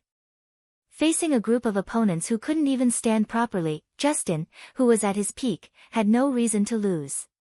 However, what happened next made everyone's jaws drop. Facing Elusha's team, Justin had a feeling that he couldn't win no matter what. Under the pressure of that feeling, Justin couldn't help but kneel in front of Elusha's team and choose to surrender. No one could have predicted this result. However, the victory of Fairy Tail still made the entire audience cheer, bringing the curtains to the Great Demon Battle Arts exhibition to an end. In the midst of the cheers that soared into the sky, no one would have thought of that at this moment. It was this shocking result that led to the beginning of the disaster that followed. In the hallway of the palace, Emerald, who was dressed as a Valkyrie, led a large group of people and walked towards the solar eclipse with a serious expression. Next to her, Dayton also had a serious expression and spoke in a deep voice. I didn't expect it to be this result. This can only prove that what the future person said is true. Emerald's eyes flashed with determination. In order to save this country, save this world, I will start the solar eclipse. At the same time, in the dragon graveyard, Noah was looking at a dragon skeleton, thinking about something. At a certain moment, a black shadow flashed behind Noah. Law raised his eyes and looked at Noah, who was looking at the dragon skeleton with his back to him, and said with surprise. Since you really stayed until now, I thought you would leave. I also thought you wouldn't come, but didn't you come? Noah turned and looked at Law. Should I continue to call you Law? Or should I call you Roger? Chapter 17:16. Rog. One of the 5 powerful archmages who belonged to Sabertooth and changed the name of Sabertooth. Not only did he have the magic crystal of Dragon Slayer magic in his body, but he had also been personally taught Dragon Slayer magic by Dragon. He was different from the first generation Naz, Gadjaloo, and Wendy, and also different from the second generation Laxus. He was known as the 3rd generation Dragon Slayer Archmage. He really began to take Rog seriously when he found out that he was a Dragon Slayer Archmage like Sting. At that time, Noah only had one impression of Rog. Cold. This Dragon Slayer Archmage had a very cold personality. He was usually quite taciturn and only silently regarded defeating Gadjaloo as his goal. Moreover, he had not made a move in the Great Demonic Combat Arts Exhibition, but his specific strength was much stronger than Naz, Grey, and Gadjaloo during the S-rank Archmage promotion exam 7 years ago. This was the information Noah knew about Rog. So, I completely did not expect that you were Rog from the future. Noah looked at the evil man who called himself Rog in front of him, but whose real name was Rog, and narrowed his eyes slightly. However, this can explain why the magic aura I feel from your body is so special. When Noah saw the future Rog for the first time, he inexplicably felt that there was something strange about him, which gave him a strange feeling that he was both familiar and unfamiliar at the same time. Now that he thought about it, there was no doubt that the feeling at that time was because this guy was Rog from the future. Therefore, Noah felt that the future Rog was both familiar and strange. As for that strange feeling, it was probably the Dragon Slayer magic on the future Rog. The magic used by this Dragon Slayer Archmage was the Shadow Dragon Slayer magic. In other words, Rog and the future Rog were both Dragon Slayer Archmages raised by Shadow Dragons. It's just that you've changed a lot. Noah slightly sized up the future Rog. If the feeling you give me in this era is cold, then the feeling you give me now is quite evil. To be more precise, it was rather evil. Noah had always sensed an evil aura from the future Rogue's body. That was not the temperament that a kind man or woman should have. In response, future Rogue only twitched his mouth and said in a noncommittal manner. Time will change a person. I'm no longer the idiot from 7 years ago who only knew how to talk about Gadjaloo and think about how to defeat him. 7 years ago. Noah looked straight at future Rogue. In other words, you came from 7 years in the future? That's right, future Rogue opened his arms and admitted. I transmigrated from the era 7 years later through the Eclipse Gate. Noah did not seem too surprised when he heard that. Instead, it was the future Rog who was surprised. You don't seem too surprised. The smile on future Rogue's face slowly disappeared. What? Haven't you always wanted to know about the solar eclipse project? You said it yourself. I want to know about the solar eclipse project. Noah glanced at future Rogue. I already know about the solar eclipse. Otherwise, I wouldn't know that you're the future Rogue. So, I'll skip this part. You just have to tell me what the solar eclipse project is, and that's all. Hearing this, future Rogue frowned slightly. He couldn't help but have some doubts in his heart. Undoubtedly, Noah didn't have any special reaction to the term solar eclipse before, so he shouldn't know about the existence and power of the solar eclipse. How did he suddenly know about the solar eclipse? This question only flashed through future Rogue's mind for a moment. Soon after, the future Rogue tossed the matter aside and stared at Noah. The so-called solar eclipse plan is to use the mana collected during the 7 years of solar eclipse as a cannon and fire it. After opening the solar eclipse gate, we'll fire the solar eclipse cannons and destroy 10,000 attacking dragons. Destroy 10,000 attacking dragons? Noah was stunned. Solar eclipse has such power. But, that's not right. If the solar eclipse really had such power, Why didn't the solar eclipse cannons appear in Lucy's future era and destroy 10,000 dragons? Future Rogue didn't know that Noah had such doubts in his mind. He thought that Noah was shocked by the 10,000 attacking dragons. Maybe you won't believe me, but I have to tell you that after today, there will be 10,000 attacking dragons attacking this country. Future Rogue said in a deep voice. That's the real hell, a hell that no one can imagine. In my era, which is 7 years later, the world has been dominated by dragons. Less than 10% of humans survived. Future Rogue closed his eyes. That's why I came to this era from the future and asked Princess Emerald of this country to hold the Great Demon Battle Exhibition to collect the mana needed to activate the solar eclipse. When the dragons attack, the eclipse gate will be opened and the eclipse cannon will be launched to destroy 10,000 attacking dragons and save the future of this era. That's the plan for the solar eclipse. Future Rogue sighed. However, Princess Emerald didn't believe me.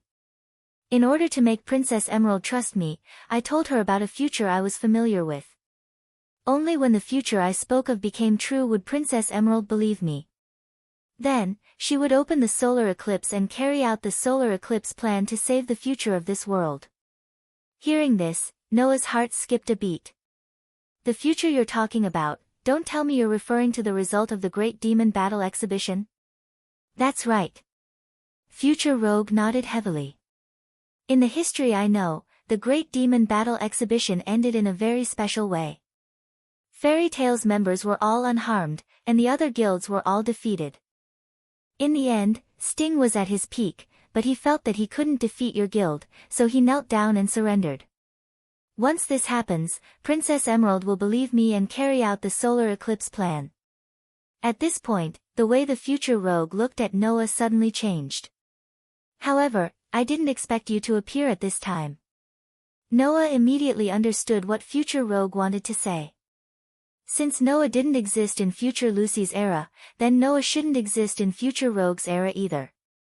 Under such circumstances, if a person who didn't exist in the history that the Future Rogue was familiar with suddenly appeared and joined the fairy tale that played a very important role in the future and displayed astonishing power, the Future Rogue would definitely panic. After all, with Noah's power, if he continued to be active in the Great Demon Battle Exhibition, the special result of Sting kneeling down and surrendering would most likely not appear. This way, Future Rogue's prophecy about Emerald would collapse on its own, and Emerald wouldn't execute the solar eclipse plan. At that time, Future Rogue's plan would be completely ruined. Why have I never heard of your existence in my era? I don't really understand. Maybe it's because I've transmigrated to this era and caused some changes in it. Future Rogue said. However, although you're very strong, no matter how strong you are, what can you do against 10,000 dragons? How many dragons can you defeat? 10? 100? Future Rogue shook his head. Unfortunately, your opponent is 10,000 dragons. With your power alone, you can't change the future.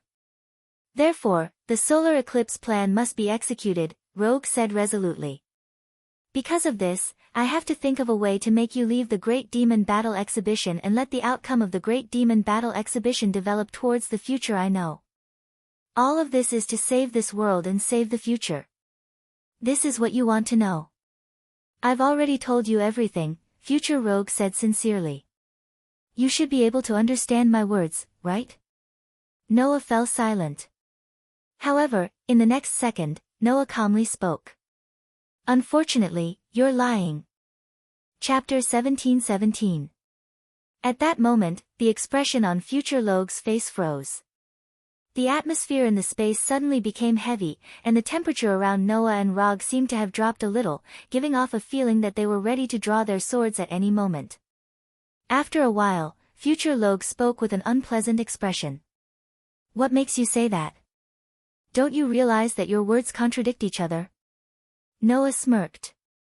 You just said that the solar eclipse can gather mana and fire it like a cannon, and that its power is enough to destroy 10,000 dragons, right? That's right. Future Rogue nodded. Are you suspecting that the solar eclipse doesn't have such an effect? Or are you suspecting that the solar eclipse doesn't have such power? Basically, I'm suspecting both of these, Noah said as if he didn't notice Future Logue's unpleasant expression. If the solar eclipse really has the power to destroy 10,000 dragons, then in your era, you could have used this power to destroy the dragons, right? In my era, less than 10% of the human race was left. Even in this era, it would take 7 years to collect all the mana. How could we possibly collect all of it when less than 10% of the human race was left? The Future Logue asked loudly. That's not a reason for you to suspect me, right? You couldn't gather enough mana to activate the solar eclipse in your era? Noah looked at Future Logue with a faint smile. If that's the case, how did you come to this era? The Future Rogue suddenly froze. Since you were able to pass through the solar eclipse gate and come to this era, it means that you gathered enough mana to activate the gate in your era. Noah laughed coldly. Can't that mana be used to fire the solar eclipse cannon? In my era, the dragons had already taken over the world and were scattered all over the world, Future Logue said after a moment of silence. Even if there was enough mana to fire the solar eclipse cannon, it wouldn't be able to destroy the dragons that were scattered all over the world. Are you trying to say that the dragons would only gather at this time and attack the Fiori Kingdom? Noah looked indifferent. Then, even if 10,000 dragons were to gather and attack the Fiori Kingdom, it would be impossible for the solar eclipse cannon to cover the entire country and eliminate 10,000 dragons, right? Even if it couldn't eliminate all of them, it could at least eliminate most of them. Future Logue's tone became irritated. At this time, we should eliminate as many threats as we can. That way, the danger level would be much lower. I agree with you. Noah looked up and stared at the Future Rogue. As long as your real goal is to eliminate 10,000 dragons. Hearing this, the Future Rogue's expression darkened, and he sneered. In the end, you just don't trust me. Isn't that obvious? Noah smiled sarcastically. A person who can casually use the lives of 5 players from Raventail as bait to test me, and who can also use his emotions to threaten to kill the survivors of that guild and kidnap my companions without batting an eyelid. How can I believe the words of a person who is filled with evil energy? Not to mention, the so-called 10,000 dragons attack that you mentioned doesn't match the history that you told me before at all. Noah looked around him. You said that 400 years ago, the dragons were wiped out by Akonarolia. But now, 10,000 dragons suddenly appeared out of nowhere. That's a contradiction. So, I can only imagine that if what you said is true, how did the 10,000 WIRMs come about? Noah suddenly smiled. For example, how did the dragons' corpses come back to life? Noah then turned his gaze to the Future Rogue as he spoke. Another example is that, like you, they came from different eras through the Eclipse Gate. When these words came out of Noah's mouth, the heavy atmosphere in the air suddenly exploded. Wang! Black mist surged from Future Rogue's body and turned into a black wind. It was like a viscous swamp, but also like a rolling black wave. It surged violently towards Noah. However, in the face of the surging pitch-black waves, Noah merely clenched his fist, and magical veins that looked like electric wires appeared on his arm. He then blasted them forward. Dong! The terrifying power turned into a terrifying shock wave, causing Noah's fist wind to be like a cannonball. It violently collided with the huge black wave that was surging over. With a loud muffled sound, the huge black wave exploded, scattering in all directions like sparks. However, the black fog that had spread in all directions did not disappear immediately. Instead, it seemed to have blended into the air and spread out, surrounding Noah. Then, Future Rogue's voice sounded from all directions. You are indeed an anomaly. Your existence has disrupted the history of this world, causing the future development and the direction of the era to become unpredictable. So, I think there should be a lot of people thanking me. Noah said as he used his sensing ability to search for Future Rogue's whereabouts. If the determined future and history can't be changed, then let me mess it up. One's own fate must be controlled by oneself. Unfortunately, it's too late. Future Rogue's voice was still echoing in all directions. His actual body could not detect it at all. The results of the great demonic martial arts competition are out. That princess must have started to believe me and is preparing to open the eclipse gate. It's too late for you to rush over now. Hearing this, Noah laughed in disdain. Should I call you stupid? Or should I call you stupid? Do you think I've been waiting for you here all this time? Future Rogue's breath stopped. Only now did the future Rogue realize that he had overlooked something of utmost importance. Where's Shuanai? Future Rogue asked in shock. Why is Shuanai missing? Isn't that a matter of course? Noah's eyes glowed brightly. Although before this, I didn't know what Project Eclipse was, nor did I know what you were planning, but since it's called Project Eclipse, then there's no doubt that the core of this plan is a solar eclipse. Future Rogue was shocked when he heard Noah's words. Looks like you've figured it out, Noah said mockingly. That's right. Just in case, I've already sent Shuanai to guard the eclipse gate. No matter who tries to get close, Shuanai will stop them with all her might. Damn it! Future Rogue cursed angrily. Then, his voice disappeared. However, the surrounding black fog did not disperse and continued to surround Noah. Under Noah's sensing ability, Rogue's aura seemed to cover the entire area of the black fog. However, knowing that Shuanai was guarding the eclipse gate and was planning to stop anyone from getting close, Rogue would not stay here. I see. Noah's expression darkened. Only a projection came to see me, but his actual body doesn't dare to come in front of me? That was to be expected. Future Rogue was afraid of Noah to begin with, so why would he personally come in front of Noah and risk his life? It was estimated that the future Rogue was like Jalal in the past, transferring half of his magic power to the body of thoughts in order to deceive Noah's perception. Part of the reason why Noah felt something off about future Rogue was because of this. In other words, from the very beginning, future Rogue had never let his actual body appear in front of Noah. The people who came in contact with Noah were only projections that possessed half of future Rogue's mana. Bang! On the mountain to the east of Kolochas, the ground of the giant egg, Flapbird's meeting place suddenly exploded, creating a huge crater in the ground. From within, a ray of light flew out and rushed towards the sky. Then, it shot towards the direction of the palace. Chapter 17-18. Just as Noah had said, Emerald and her party were indeed obstructed. You are. Emerald, who was leading her party, exclaimed in surprise when she saw the girl standing in front of the eclipse gate. Shuanai Yulia. Are you Princess Emerald of the Fiori Kingdom? Shuanai's expression was unusually serious as she looked at Emerald and asked. I'm sorry, I can't let you near the eclipse gate anymore. Shuanai's words made Emerald's expression turn from surprise to seriousness. Do you know who you're talking to? Dutton stepped forward and scolded. The one standing in front of you is the princess of the Fiori Kingdom. How dare you obstruct the princess? Sorcerer, we can punish you any time. It doesn't matter. Shuanai replied without hesitation. As long as I can complete Master Noah's orders, even if I have to sacrifice my insignificant life, it doesn't matter. Shuanai's resolute declaration made Dutton's expression stiffen, and he was speechless. Not to mention Dutton, even the soldiers who came with Emerald looked at each other. For a moment, they didn't know what to do.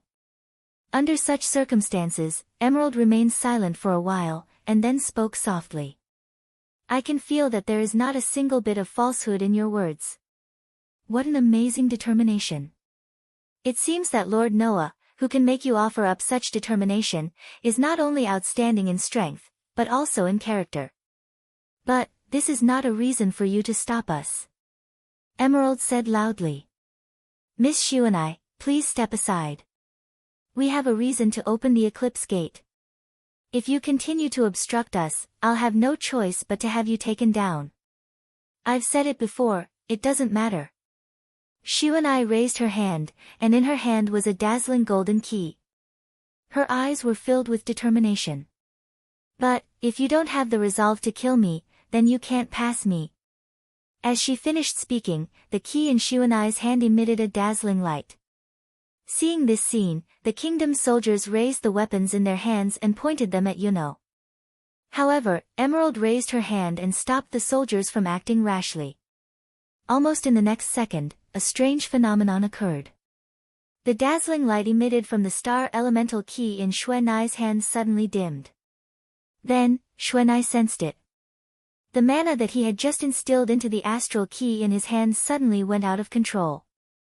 Together with most of the mana in his body, it was all pulled away by a force. What? Xuanai was shocked. Then, because of the loss of a large amount of demonic energy, her body went soft and she knelt on the ground.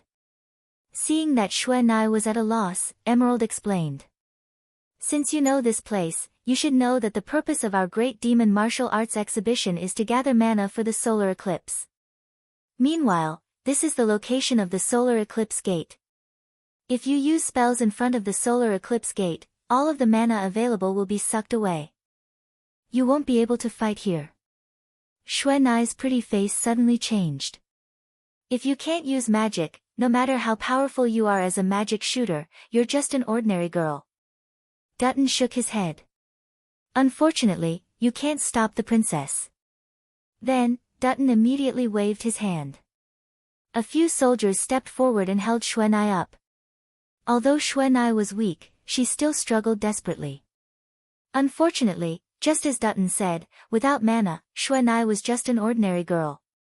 There was no way she could fight against a group of men, let alone break free from the restraint of a few soldiers. Under such circumstances, Xuanai could only watch as Emerald and the others walked to the solar eclipse gate and came to the device next to the solar eclipse gate. That person from the future used Miss Xuanai's key to open a part of the lock. Previously, we also used Lucy Hartfilia's key to open the rest of the lock. Now, the solar eclipse gate's lock is completely open. We can open the gate at any time. Emerald stared at the device in front of her. Then, she turned her head and looked at Dutton. How's the preparation going? The whole city has entered the highest level of alert. We have also arranged for people to go to the border to monitor. If the dragons appear, we will be able to get the news immediately. Dutton replied. In addition, the soldiers have also begun to evacuate the residents of the city. The magic shooters who came to participate in the Great Demon Battle exhibition are being summoned.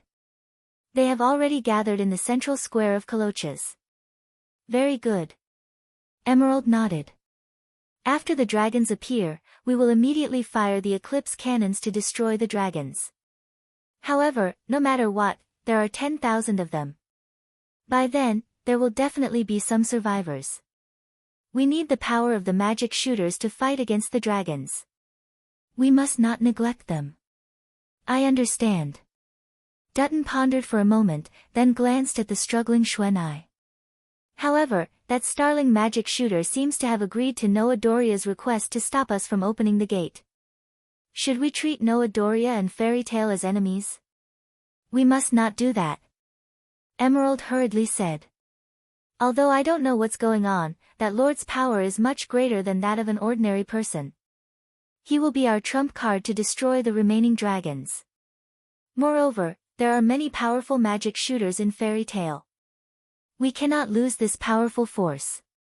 However, Noah Doria asked Xuanai Agulia to stop the gate from opening. Does this mean that he intends to make an enemy of the kingdom? Dutton frowned.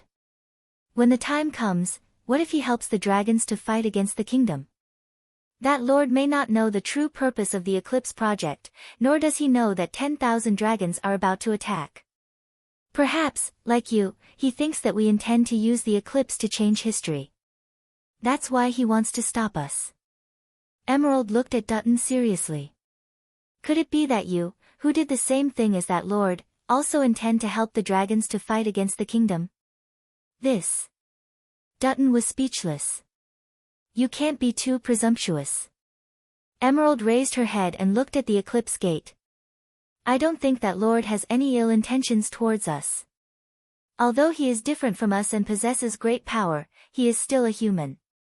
He wouldn't just watch the dragons destroy our country and destroy this world. Your Highness is right.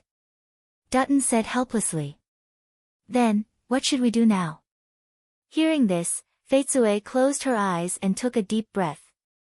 When she opened her eyes again, her eyes were full of determination. Emerald then ordered. Open it. The eclipse gate. Emerald reached out and grabbed the handle of the device in front of her. She twisted it and turned it on. Kacha. On the magnificent gate called the Eclipse Gate, there was a clear sound, as if some mechanism had been activated. Under the gaze of Emerald and the others, the sun, moon, and stars imprinted on the gate began to move. Then, the gate slowly opened. Clang! As the Eclipse Gate slowly opened, a blinding light shone out from the gate. Everyone held their breaths as they looked at the light coming from behind the door. Until the dazzling door was completely open. The entire place fell silent. Rumble, suddenly, the entire ground began to tremble. What? What's going on? What's going on? The soldiers of the kingdom's army began to panic. Emerald and Dutton were equally shocked. They tried their best to stabilize themselves as they stood up in panic. Princess. Dutton said in panic. What's going on? Emerald was also at a loss. She looked at the gate. The next moment, Emerald's expression froze. Dong! Following the sound of heavy footsteps, a ferocious dragon claw covered in scales reached out from the Eclipse Gate and landed on the ground. Chapter 1719. Dong! When the ferocious dragon claw reached out of the huge door called the solar eclipse and slammed into the ground, an astonishing shockwave erupted from the center of the ferocious dragon claw, sending shockwaves in all directions. That impact was simply like a terrifying typhoon above the 12th grade. It was like an explosion, causing the entire ground to be shaken until cracks spread out like a spider web. The armed soldiers were all blown away by the shockwave amidst a series of cries of agony. They were like pieces of trash as they were blasted away in an extremely clean manner. Xuanai, who was restrained by a group of soldiers, didn't even have time to react before the soldiers who were tightly restraining her were also sent flying. Instead, Xuanai broke free from her restraints and laid on the ground. As if she was in a typhoon, she was blown so hard that she couldn't even open her eyes. Because Jade was lying on the ground, she was able to avoid being blown away. But she could not close her eyes. She stared in the direction of the Eclipse Gate. Her eyes were full of shock. Under such circumstances, the ferocious dragon claw was raised once again, and its owner slowly walked out of the door. Not long after, everyone present, including Emerald, Yuanai, Dutton, and the soldiers who were blown away by the wind, saw it. A giant dragon walked out of the huge door called Solar Eclipse. In front of the shocked eyes of Feitsue and the others, the giant dragon that came out of the Solar Eclipse Gate opened its pair of scarlet eyes. It raised its huge head and roared towards the sky. Roar, roar, roar. The deafening roar was like the sound of a bell announcing the end of this era. It turned into a sound wave that was loud enough to form a clear echo. It was like a substantial shockwave that erupted once again. At the same time, all the sorcerers in Coloccas who were still in the city clearly heard the draconic roar that resounded across the sky. At that moment, the magic shooters from guilds all over the kingdom turned their heads and looked towards the source of the dragon's roar, which was the direction of the palace. Then, everyone saw this scene. They saw huge black shadows flapping their wings that seemed to be able to blot out the sun. They rode the wind and flew into the sky one after another. Moreover, as time passed, more and more huge black shadows soared into the sky from the palace. In the end, there were so many of them that they could form a wave. Until a certain moment, the huge black shadows that soared into the sky from the palace finally stopped appearing. However, the huge black shadows were so many that they filled the entire sky. In the next second, the huge black shadows roared towards the sky. Roar, roar, roar. An extremely terrifying roar transformed into a tangible sound wave that poured down from the sky. Like a tidal wave, it surged towards all of Coloccas from all directions. At this moment, under the terrifying sound waves, the buildings began to shake and crumble. At this moment, the ground began to tremor under the terrifying sound wave. At this moment, under the terrifying sound wave, the magic shooters covered their ears and screamed. At this moment, under the terrifying sound wave, the magic shooters in Coloca's all felt an indescribable chill in their hearts. Thus, the disaster began. Under everyone's gazes, the dragons that filled the entire sky all spat out breaths that carried various attributes but also contained terrifying power toward the city that was called the City of Flowers. Bam! Bam! Bam! Bam! The dragon's breath that descended from the sky landed on the buildings one after another, completely destroying them, setting off bursts of flames and setting off waves of impact. Amidst the continuous sounds of explosions, ruins were created one after another. In just a split second. In just a split second, the entire Colocas turned into a sea of fire. The high mages that had been thrown to the ground by that frightening burst of wind looked at Crocus, who had been perfectly fine a second ago, but now suddenly turned into a sea of flames. It was as if they had lost their souls, and they couldn't react. In the palace that was surrounded by waves of fire, Emerald knelt on the ground and looked at the ferocious dragons that filled the entire sky. She seemed to be in a daze as tears flowed down her cheeks. Seeing this, a huge question in Emerald's heart was finally answered. Why would the dragons, which were almost extinct 400 years ago, gather in groups of 10,000 to attack the kingdom of Fiori and rule the world 400 years later? The reason was simple. It was because the dragons that attacked did not belong to this era. They came here from another era through the Eclipse Gate. 400 years ago, the dragon clan still ruled the world, and Aeconarolia had yet to appear. In other words, the purpose of the future person who advised Emerald was not to use the mana collected by the eclipse as a cannon to destroy 10,000 dragons. The real purpose of the future Rog was to borrow the power of the eclipse to summon 10,000 dragons from 400 years ago. However, it was unrealistic for the future Rog to gather all the mana to activate the eclipse by himself. Therefore, the future Rog used Emerald to get the kingdom to collect the mana for him. This is the real Eclipse project, the Eclipse project that belongs to me. After saying these words, the future Roger slowly walked out of the sea of fire and arrived in front of Faitsue, who had tears streaming down her face. Looking at the group of 10,000 giant dragons that blotted out the sky, Roger grinned and finally laughed out loud. Now, the Eclipse project that belongs to me is finally completed. A total of 10,000 dragons will be under my command. I will become the true Dragon King and rule this world. Emerald clenched her fists and stared at the future Rog with eyes full of anger and hatred. She squeezed out a voice with difficulty. What is your purpose? The future Rog suddenly smiled. His smile looked abnormally evil under the illumination of the fire. Then, the future Rog opened his mouth. I've said it before. In my era, the world was dominated by dragons. However, that didn't refer to a group of dragons formed by 10,000 dragons. Instead, it referred to the Dragon King who had once slaughtered the entire dragon race and was born from the blood of dragons Aeconarolia. Emerald was shocked. Aeconalia? The dragon that ruled the world in the future was not the 10,000 dragons, but the black dragon that was recorded in the Revelation? This is the truth. The future Rog narrowed his eyes. 7 years later, the world will be ruled by the Dragon King that exists only for slaughter and destruction. People will live in fear every day. In that kind of world, there is only despair and pain left.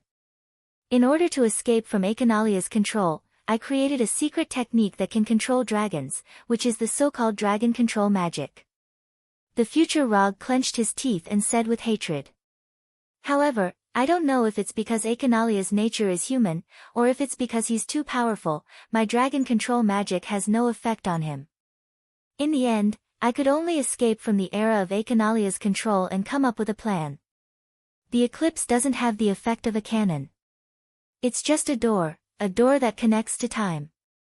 The future Rog smiled as if he had gotten his way. Originally, by adjusting the time, we could enter the flow of time at will and go to any designated era. However, on the night of the eclipse before the 7th of July, this door will only connect to one era. Connect to 400 years ago, when the dragon race still existed, and summon all 10,000 dragons from the past. The future Logue spread his arms, and with the huge group of dragons as the background, he raised his head and laughed loudly. Next, I will use my dragon control magic to control the group of dragons and challenge Akinalia. At that time, I will become the new Dragon King and rule this world. After saying that, the future Rogue grinned and raised his hand. His hand fluctuated with a black mist. Your Highness, thank you for helping me so much, but you're already useless. Rest in peace and die. As soon as he finished speaking, the black fog in his hand suddenly exploded and turned into a black arrow. Like a bullet, it violently shot towards Emerald, who was kneeling on the ground. Emerald just stared blankly at this scene and didn't even think of resisting. At this moment, a black shadow appeared in front of Fei Chui and gently waved his hand at the black arrow that was coming towards her. Bang! The black arrow that could pierce through a human body was directly smacked away, turning into bits of black mist and disappearing. Your plan is quite thorough. A voice gradually sounded. I just don't know, have you ever thought about how those 10,000 dragons will die? Chapter 1720. Huff, huff, huff, huff, huff. In the sky, the sound of giant dragons flapping their wings reverberated clearly in the surroundings, incessantly lingering in the ears. In the blazing sea of fire, the future Rogue stared at Noah, who had suddenly appeared without any warning. He couldn't help but gasp in shock. So you came after all? Noah Dole. Noah didn't care about the future Rogue. He first glanced at Jade, who was sitting on the ground, paralyzed. She had yet to recover from the shock of being used, then he looked at the person in his arms. In Noah's arms was Xuanai, who was still in a state of shock. She looked at the giant dragons in the sky for a long time, unable to recover from her shock. Clearly, Xuanai didn't expect that the so-called 10,000 giant dragons had actually come from the space-time gate called the solar eclipse. They had come from 400 years ago to this world. Looking at Xuanai, Noah spoke softly. Where's future Lucy? Lord Noah. Xuanai finally reacted and answered truthfully. Future Lucy isn't with me. When we were guarding the solar eclipse, we found out that future Lucy was imprisoned by the kingdom. Hence, future Lucy went to save Lady Lucy. Is that so? Noah nodded calmly and helped Xuanai up from his arms. He protected her behind his back and looked straight ahead. If that's the case, Xuanai, take that princess over there and leave this place together. Find your companions from the guild and move with them. Then what about Lord Noah? Xuanai quickly asked. What about Lord Noah? Me? Noah curled his lips into a smile and said without turning his head. I'll stay. You don't have to worry about me. Xuanai opened her mouth as if she wanted to say something. However, before she could finish, she was interrupted by the future Rogue. Leave. The future Rogue sneered. No, none of you can leave. As he finished, the future Rogue raised his hand.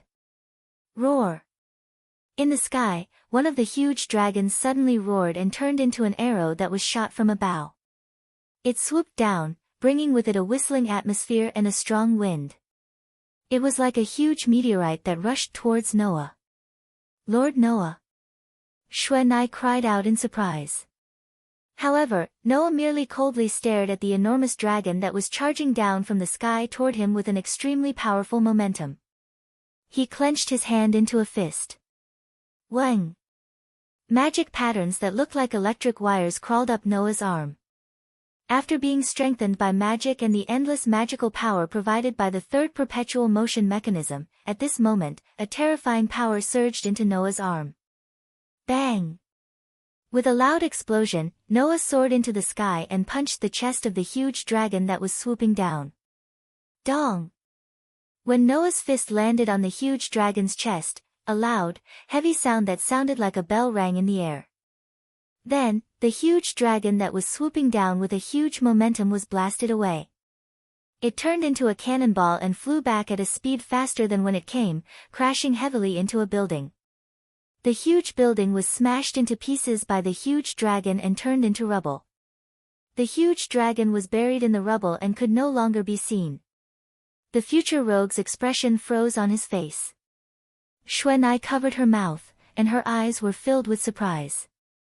Even Jade, who had been sitting on the ground, widened her eyes and looked at Noah, who was slowly descending from the sky and standing firmly on the ground. Her eyes were filled with disbelief. Not to mention these people, even the dragons in the sky had completely stopped roaring. For a moment, they actually stopped moving. Under such circumstances, Noah raised his eyes and looked at the future rogue, and said sarcastically, "If you summoned a god, then maybe I would have to worry. But you summoned a group of dragons that will sooner or later die in the hands of Akonarolia. You want to kill me? Even if you summon 10,000 more, it won't be enough." After saying that, Noah ignored the future rogue's furious expression and glanced at Xuanai. "Hurry up and take the princess away. Xuanai, otherwise, once I fight with all my strength, you will be affected." Xuanai was startled and quickly nodded. At this time, Jade's eyes were also filled with hope. "Please save this country. Sir Noah." Jade seemed to be grabbing onto the last life-saving straw. She crawled behind Noah and grabbed Noah's clothes and shouted with hope. "Now, only you have a way to save this country." Noah turned his head and looked at Jade's tear-stained eyes that were filled with hope. After a while, he nodded. "I will do my best." Faitsue bit her lips and held back her tears. She buried the endless gratitude in her heart and stood up with difficulty. Xuanai immediately supported Jade, but her eyes remained on Noah and whispered, "Sir Noah, please be careful." After leaving this sentence, Xuanai supported Jade and walked towards the center of Kolochas. This time, the future rogue didn't stop Xuanai and Jade, but only stared at Noah. Only the huge group of dragons in the sky looked at the gradually leaving Xuanai and Jade, and more or less became restless. Looking at the restless group of dragons, Noah raised his eyebrows and said to the future rogue with a faint smile, "It seems that with your strength, even if you have magic that can control dragons, you still can't completely control a group of 10,000 dragons." "I don't need to completely control the group of dragons." The future rogue's face darkened and said coldly, "I only need to let them destroy and give them a target. That's enough. It's because of this forced method that you're able to keep 10,000 dragons here, right?" Noah pursed his lips. "If you want the dragons to completely obey your orders, with your ability, you can only control a dozen of them. Being able to control a dozen of them at once is enough." The future rogue smiled calmly. "As for you, can you really deal with 10,000 dragons on your own?" As he said this, a surge of mana surged from his body. The mana turned into an invisible network that connected to the dragons in the sky, causing them to roar at Noah. The sound waves shook Noah's robes and made Noah's robes flutter. Against the surging sound waves, Noah's eyes flashed slightly. With Noah's superb perception ability, he could completely sense it. In the sky, among the huge group of dragons, although the auras of the dragons were very powerful, they were uneven. Among the group of dragons, the strongest could probably reach the top of the 5 digits, comparable to the gods in the box. However, the weakest ones were probably at the bottom of the 5 digits, comparable to the 10 great Saint Magi. Although they were all in the 5 digits, the gap was just that big. However, just now, when Noah sent the dragon flying with a punch that reached the level of a god, he discovered that the dragon's scales were abnormally hard. With the strength of the dragon's scales, there was probably no human archmage who could cause damage to them. Unless they were like Naz, Gadjalu, and Wendy, who specialized in dragon-slaying magic. It's a pity that they're only in the 5 digits and can't pose a threat. At some point, a silver dagger appeared in Noah's hand. "Aster, if it's you, you should be able to easily cut off those dragon scales, right?" "Of course." Aster's voice sounded in Noah's mind. "I'm Master's sword. As long as Master swings his sword, there's nothing that Master can't cut open. Hearing this, Noah suddenly smiled and chanted softly. Cold Steel Queen, the holy sword that slays demons and demons, turn into a sword of steel and bestow me with divine power. A dazzling white light bloomed from the silver dagger, instantly illuminating the entire night sky. Looking at the dazzling radiance, Future Log abruptly ordered. All of you, go. In the sky, the huge group of dragons roared and rushed down, covering the sky and covering the earth, towards the dazzling white light. The battle was about to start. Chapter 1721. Thud. Thud, thud, rubble fell from the ruined buildings from time to time, smashing into the ground, causing a series of crisp sounds. The surrounding buildings were on fire, and the streets were filled with a sea of fire. Xuanai held on to Emerald and rushed towards the center of Crocus as fast as she could. Roar, roar, roar, roar. In the sky, deafening dragon roars continued to resound, causing waves of sound to blow into the sea of fire, fanning the flames. Xuanai held on to Emerald while braving the surrounding fire and wind. She lifted her head and looked up at the sky. In the sky, several giant dragons were constantly circling back and forth, breathing scorching hot breaths at the buildings below, destroying the city.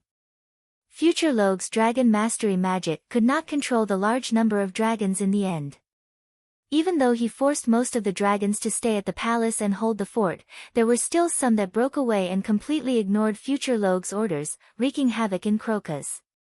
The 10,000 dragons that the Future Log had summoned from the era of 400 years ago were probably all dragons that viewed humans as food and livestock, and were against the idea of living together with humans. Therefore, these dragons did not hesitate to destroy this city that was filled with the aura of humans. There was no mercy at all. Under such circumstances, Crocus was constantly being destroyed by the dragon's breaths. Fortunately, Emerald had asked the soldiers of the royal army to evacuate the ordinary citizens in the city before opening the eclipse portal. Otherwise, there would have been a great number of casualties. Emerald's heart was tormented by guilt as she watched the surrounding buildings being destroyed by the dragon's breaths, and Crocus, which was located in the palace, gradually being destroyed. All of this was his fault for opening the solar eclipse door. This sentence echoed in Emerald's heart as she suffered from the torment of guilt. At this moment, a dragon's breath descended from the sky and landed heavily on a building next to Xuanai and Emerald. Boom! The scorching breath blew up the building in an instant, stirring up thick flames and explosive winds, causing rubble and debris to splatter in all directions. Caught off guard, Xuanai and Fei Chui were thrown to the ground by the impact of the blast. They let out a cry of surprise. Princess! Xuanai struggled to get up and supported Fei Chui, who was beside her. Are you okay? I'm fine. Fei Chui shook her head and looked at the snow. Miss Xuanai, please don't bother with me and quickly run away. No. Xuanai rejected without hesitation. How can I abandon the princess? But, I am the one who attracted the dragons. I am the one who caused this country, and even the world, to face the threat of 10,000 dragons. Emerald said in grief. My sins are heavy enough. Even if I die here, I won't be able to make up for it. If you die to save me, I won't be able to face Lord Noah, who is fighting for this country. So, even if you're alone, please leave quickly. Princess, you were only used. You didn't do anything wrong. Xuanai didn't compromise. Moreover, the one who asked me to bring you to a safe place is Lord Noah. If I abandon you here, I won't be able to face Lord Noah. Please leave with me. After saying that, Xuanai forcefully helped Fei Chui up. Without any other choice, Fei Chui could only let Xuanai do as she pleased. However, in the next moment, Fei Chui caught a glimpse of the scene above. Her pretty face changed abruptly and she shouted. Run! Before Xuanai could react, a wave of shocking wind fell from the sky and hit the place where Xuanai and Fei Chui were, extinguishing the surrounding flames. Immediately, Xuanai hurriedly raised her head and looked at the sky. There, a huge dragon slowly descended. Its eyes stared at Xuanai and Fei Chui, flashing a playful light. Being stared at by those eyes, Xuanai and Fei Chui felt their bodies become cold. They couldn't even move. Soon after, the giant dragon slowly opened its mouth. Inside, a surge of flames was surging and compressing continuously. Just as the huge dragon's flame breath was about to land on Xuanai and Fei Cui's body, a dazzling lightning suddenly shot out and swept across the sky. With an extremely fast speed, it suddenly landed on the huge dragon's body. Bang! The dazzling lightning directly hit the huge dragon's head, causing a burst of thick blood to sputter out. Like a splash of water, it sprinkled all around. Rumble! The huge dragon, whose entire head was blown away, fell to the ground and gradually lost its vitality. Looking at this scene, Xuanai and Fei Chui were stunned on the spot. However, an indifferent voice immediately woke them up. "Don't be in a daze there, hurry up and leave." Xuanai and Fei Chui were shocked. They subconsciously turned their heads and looked at the source of the voice. In the surging sea of flames, a petite figure was suspended in the air. The silver hair was as dazzling as the moonlight. The snake-like eyes were very coquettish. A quiet and noble temperament pervaded the petite figure. That scene was like the arrival of a goddess, so beautiful that it made people speechless. "You," Xuanai said with some hesitation. "You are?" "I'm just following my master's orders to protect you," Athena said calmly. "So, don't be in a daze there, hurry up and leave here to meet up with your companions." Xuanai and Fei Chui looked at each other. Knowing that now was not the time to get to the bottom of it, they nodded in unison and continued to rush to their destination. Athena turned her head and looked in the direction of the palace. An inexplicable brilliance flashed in her coquettish snake eyes. "You are my fated person, a mere dragon group naturally can't do anything to you, but you have to be careful." Saying this, Athena closed her eyes. "There is one, no, two very evil and dark auras approaching. You may have to spend some effort to deal with them." Clang! In the sky above the palace, the dazzling silver light was like a shining sun, constantly gushing out from the dragon group, dyeing the surrounding sea of flames into another color. "Ha!" In the center of the dazzling white light, Noah roared.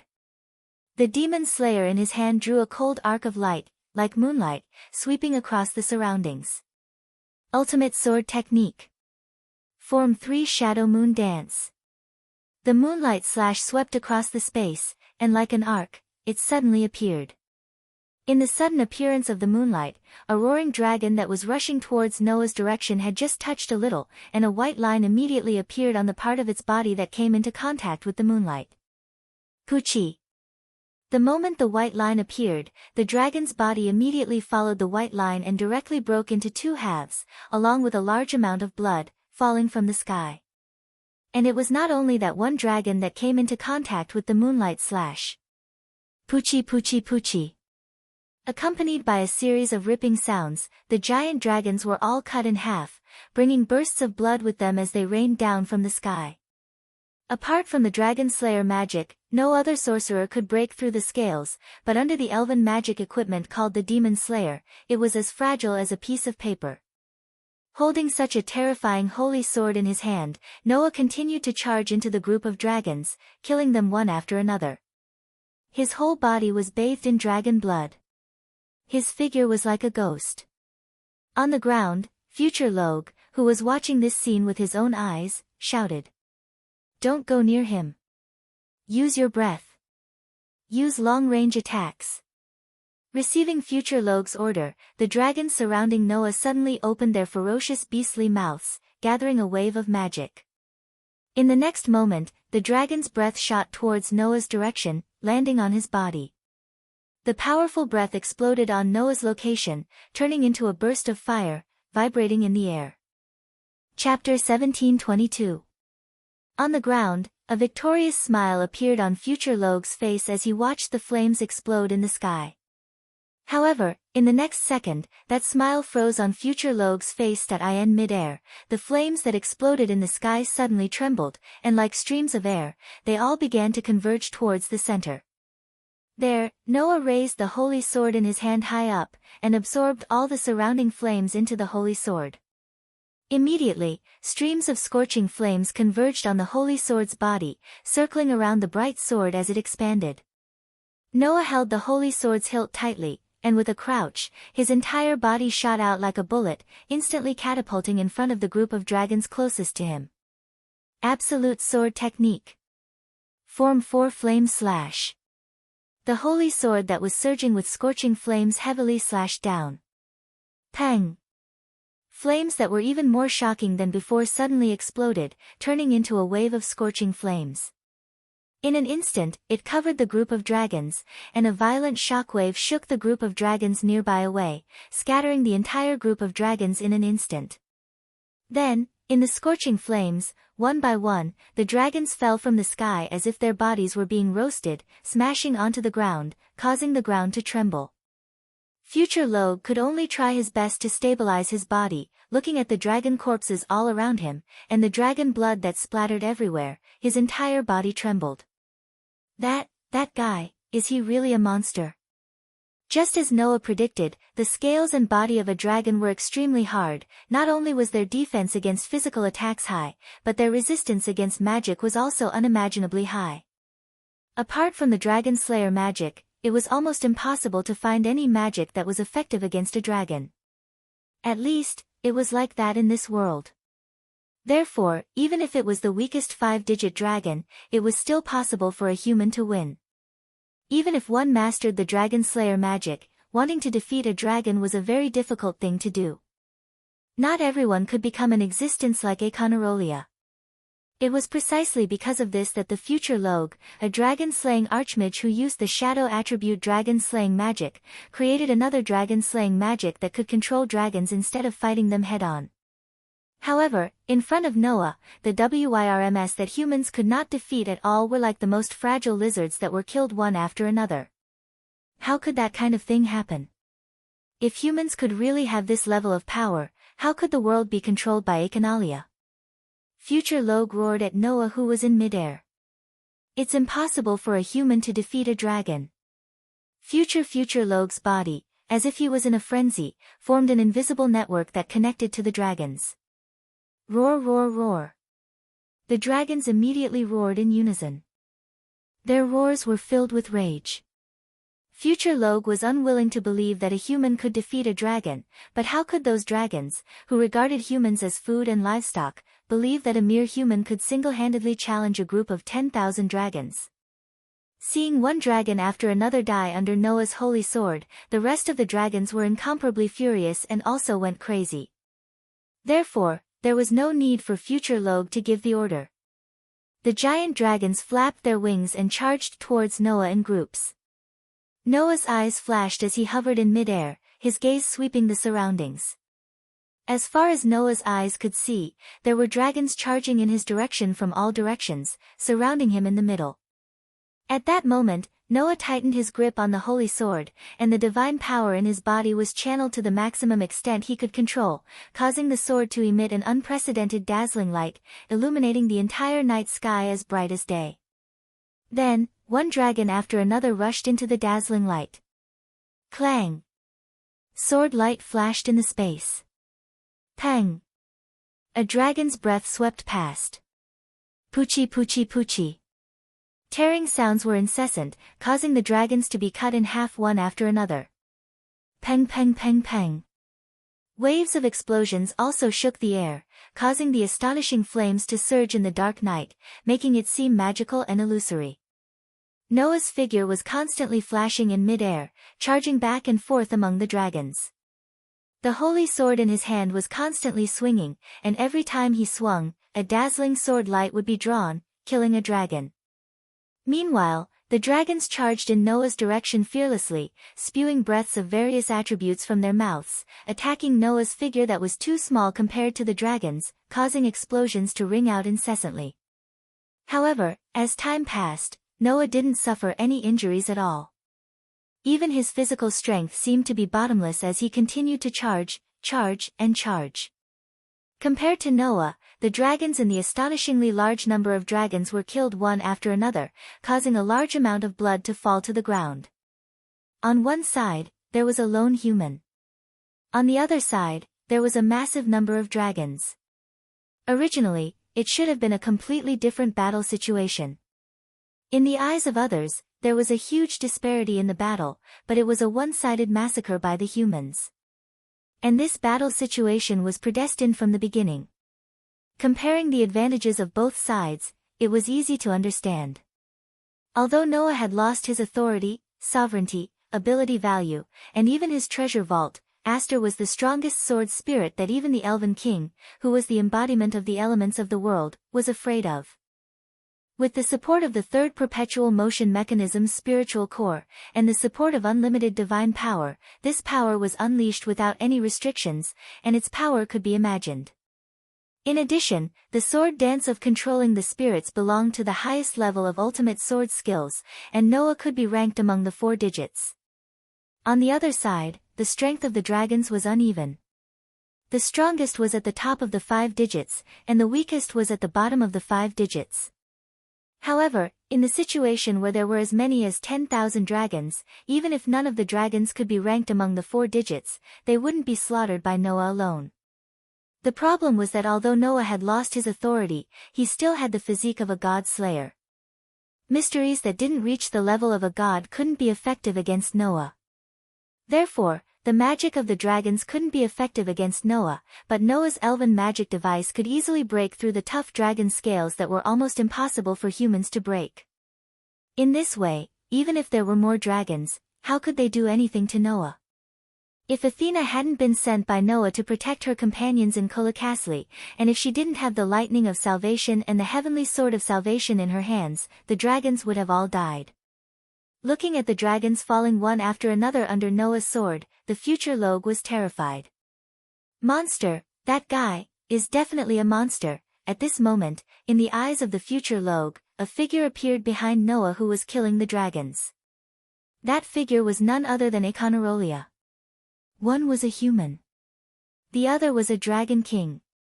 Both of them were monsters. Could it be that after being dominated by Econarolia, he, who had escaped to this era, would be defeated by a human? Don't joke around. The future Logue roared in anger. I definitely won't lose here again. After saying that, a burst of magic surged from the future Logue's body. At this moment, a figure suddenly appeared in front of the future Logue, stretched out his hand, and pressed his face. Noah, who was holding the silver holy sword, looked straight at the future Logue, his eyes full of coldness. So noisy.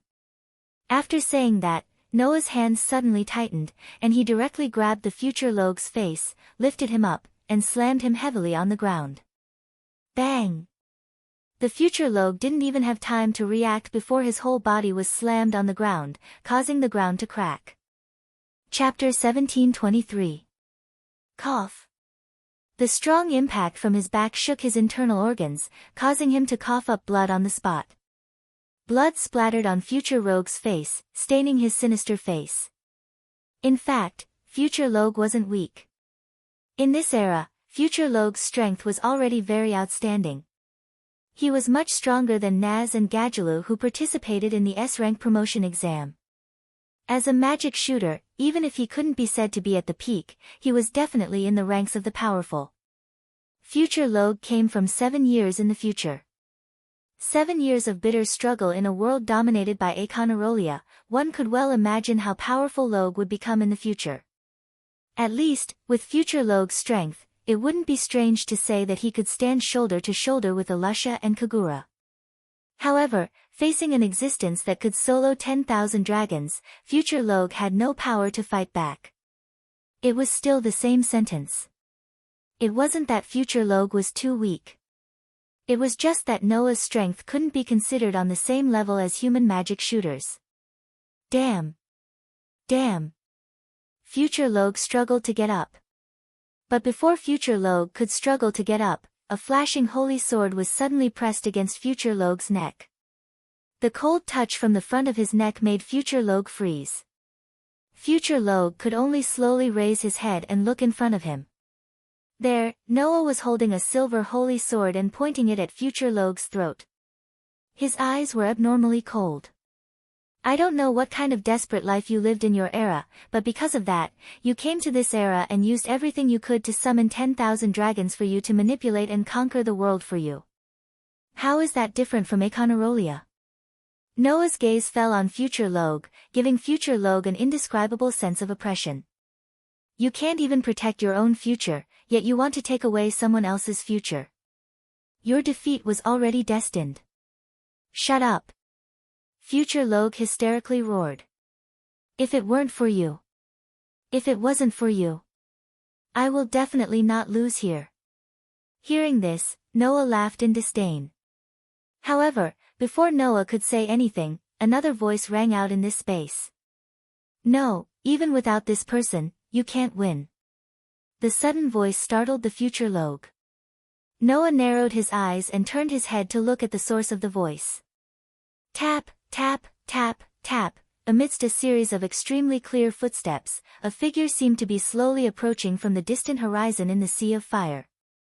Step by step, the figure stepped on the waves of fire and came into the vision of Noah and the future Rog. It was a young man who looked much younger than Noah. His short black hair swayed as if there was no wind. A pair of black eyes flickered with flames. He was dressed in black with a long white cloth tied around his chest. On his body, a deep darkness seemed to be stirring, causing the surrounding sounds to disappear all at once. Looking at this person, no matter who it was, they would have two feelings. 1. This was an unfathomable yet extremely ordinary person.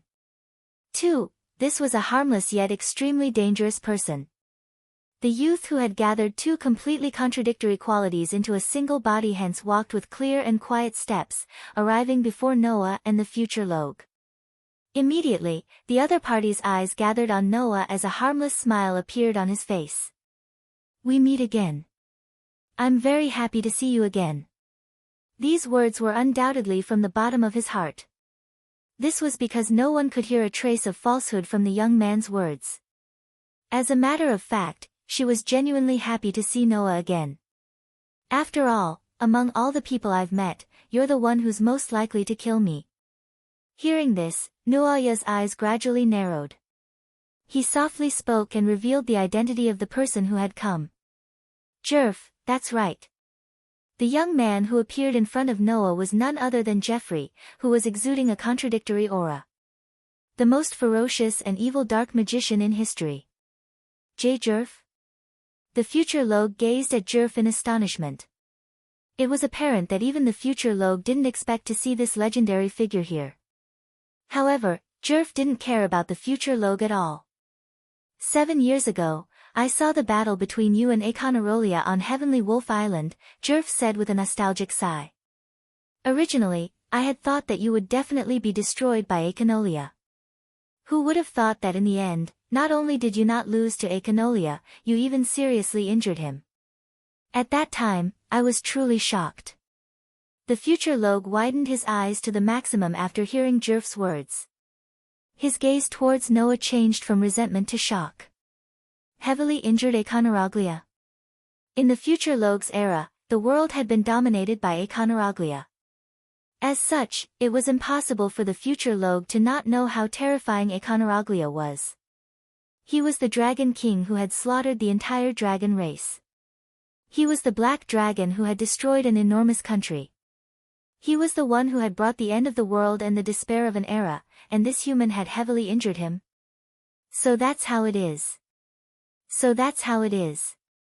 The future Log's gaze became empty as he laughed out loud. That's right. If he wasn't that strong, how could he single-handedly challenge 10,000 dragons? The future Log still remembered that he had said this to Noah in the dragon graveyard. Your opponent is a giant dragon with 10,000 heads. You can't change the future with your power alone. The words from back then had now been rejected by Noah in the most direct and ironic manner. Only now did the future Log understand. Noah Doria. This man wasn't someone that humans could compare to. Even in the face of everything in the world, it was difficult to find an existence that could be compared to him. Therefore, the future Logue laughed out loud. His laughter contained an indescribable sorrow. Unfortunately, at this moment, the existence of the future Logue was already insignificant to the two otherworldly figures present. Noah even withdrew the holy sword from the future Logue's throat and looked at Jerv. "What are you doing here?" Jerv smiled. His expression was still as harmless as ever. "I'm here to witness the future of this era." "Witness the future of this era?" Noah furrowed his brows. "What do you mean?" Jerv didn't answer. Instead, he looked up and said, "Don't worry. Akanalia, the Dragon King who was transformed from a human. Undoubtedly, he had the power to dominate the world, but he only wanted to destroy. His hatred for life led him to slaughter the entire dragon race back then and treat the dragons as his targets." Jerv looked at Noah again. The smile on his face didn't change, but his eyes turned dark red. If Akanalia, who hates the dragon race, sensed the aura of so many dragons here, what would he do? Noah's heart skipped a beat when he heard Jerv's words. He lifted his head abruptly and looked at the sky. Roar, roar, roar. In the sky, a large number of dragons roared at the sky, and their roars resounded in the night sky. It was an abnormally majestic sight. However, Noah discovered it. The giant dragons that were attacking him fearlessly just a moment ago actually stopped in mid-air and roared threateningly in one direction. He looked like a wild beast that had instinctively sensed that a fatal disaster was approaching. Noah looked in the direction of the dragon's roars and gazed into the distant horizon. Not long after, a black figure appeared silently. Chapter 17:24. On the other side, when Noah was slaughtering the dragons, the magic shooters of the various guilds who were still in Colokas were also fighting against the dragons that were out of future Rogue's control. The location was in the central square of Colokas. When the entire Colokas turned into a sea of fire, only this square was still guarded. This was because the magic shooters from the various guilds in the kingdom were using this square as a base to fight against the attacking dragons. Roar! Accompanied by a series of roars, the three giant dragons surrounded the square in three directions and breathed out scorching hot breaths in the direction of the square. Roar of the fire dragon. Roar of the iron dragon. Roar of the sky dragon. Roar of the thunder dragon. Roar of the white dragon. Roar of the shadow dragon. Almost at the same time, in the square, several breaths that contained different attributes also burst out. Flame breath from Naz. Steel breath from Gadjalu. Hurricane breath from Wendy. It was the thunder breath of Raxus. It was Sting's holy breath. It was Logue's black shadow breath. A few breaths rose up in unison, clashing fearlessly with the incoming breath of the huge dragon. Boom! Several breaths collided with each other, entangling with each other. Then, in a simultaneous explosion, they exploded, setting off dense flames and shockwaves that shook the entire atmosphere.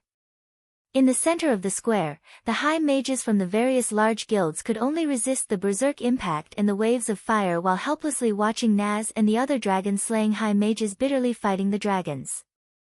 They could only stand there and feel anxious. It wasn't that the magic shooters from the various guilds didn't want to help, but they had already tested it before. Other than the dragon-slaying magic shooters, no one could cause damage to the dragons. Even Jula, who was ranked 5th among the top 10 Saint magic shooters, couldn't do anything to those dragons. Therefore, everyone could only leave the battle to the dragon-slaying magic shooters. They gathered in the center of the square and were responsible for protecting those who were injured in the previous battle, as well as guild members who were too weak to protect themselves. Among them, Snow and Emerald were among them. Of course, Athena was there too. Lucy looked at Athena anxiously. Naz and his party were entangled with the three dragons and couldn't take them down for a long time. Instead, they were suppressed by the three dragons, and Lucy looked at Athena anxiously. "Hey, can't you think of something?" Lucy's words caused everyone to focus their attention on Athena. This was because not long ago, there weren't only 3 dragons here. Instead, there were more than a dozen dragons besieging this place. Being besieged by more than a dozen dragons, one could imagine how critical the situation was at that time. However, at that moment, Athena arrived with Yukino and Emerald. She instantly unleashed a dozen lightning bolts. Everyone saw with their own eyes that the lightning released by Athena easily killed the dragons, that the magic shooters from all over the kingdom couldn't even peel off a single scale with their combined power. At that time, everyone was stunned. However, before everyone could react, another 3 giant dragons descended from the sky and began to attack. This time, Athena didn't make a move and quietly stood aside, allowing Naz's party to fight. If Athena was willing to make a move, then the 3 dragons that were suppressing Naz's party would have died long ago. In this regard, Athena just calmly spoke. I didn't receive any orders to destroy the dragons. Master's order to me was to protect your safety. If there is danger, I will make a move. But if there is no danger, then whether you fight or not is up to you. It has nothing to do with me. Hearing this, everyone became more anxious, but there was nothing they could do. What they didn't know was that Athena also had her own reasons for not making a move. Although she was sent by Noah to protect these people, Athena couldn't actually use her power. If she didn't obtain divine might from Noah, then Athena wouldn't be able to do anything at all. It was because of this that Athena tried her best to avoid making a move. Even if my fated person has unlimited energy, if he keeps providing it to me, it may affect the part that he can use. Now, he is in the middle of a battle. If possible, I have to avoid using my power as much as possible. Athena glanced at Naz, Gadjalu, Wendy, and the other Dragon Slayer Archmages with some interest in her eyes. Moreover, those Dragon Slayer Archmages are warriors with great potential, but they are still immature. If they can fight those dragons, it will be beneficial for them, right? As the goddess of war who had nurtured countless outstanding warriors, Athena was delighted to see them. Therefore, after 2 considerations, Athena was only responsible for holding the fort and didn't choose to make a move. However, something that even Athena didn't expect happened. Naz, Gadjalu, Wendy, Sting, and Log, who were fighting the 3 dragons, suddenly stopped and froze in place. In the next second, the 5 of them knelt on the ground at the same time, holding their hearts and groaning in pain. Laxus, the only one who didn't have any abnormalities, was slightly shocked and shouted. What's wrong with you? Naz and the others ignored Laxus. They just held their hearts, their pupils dilated, and their breathing quickened. They knelt there with a depressed expression, gasping for breath.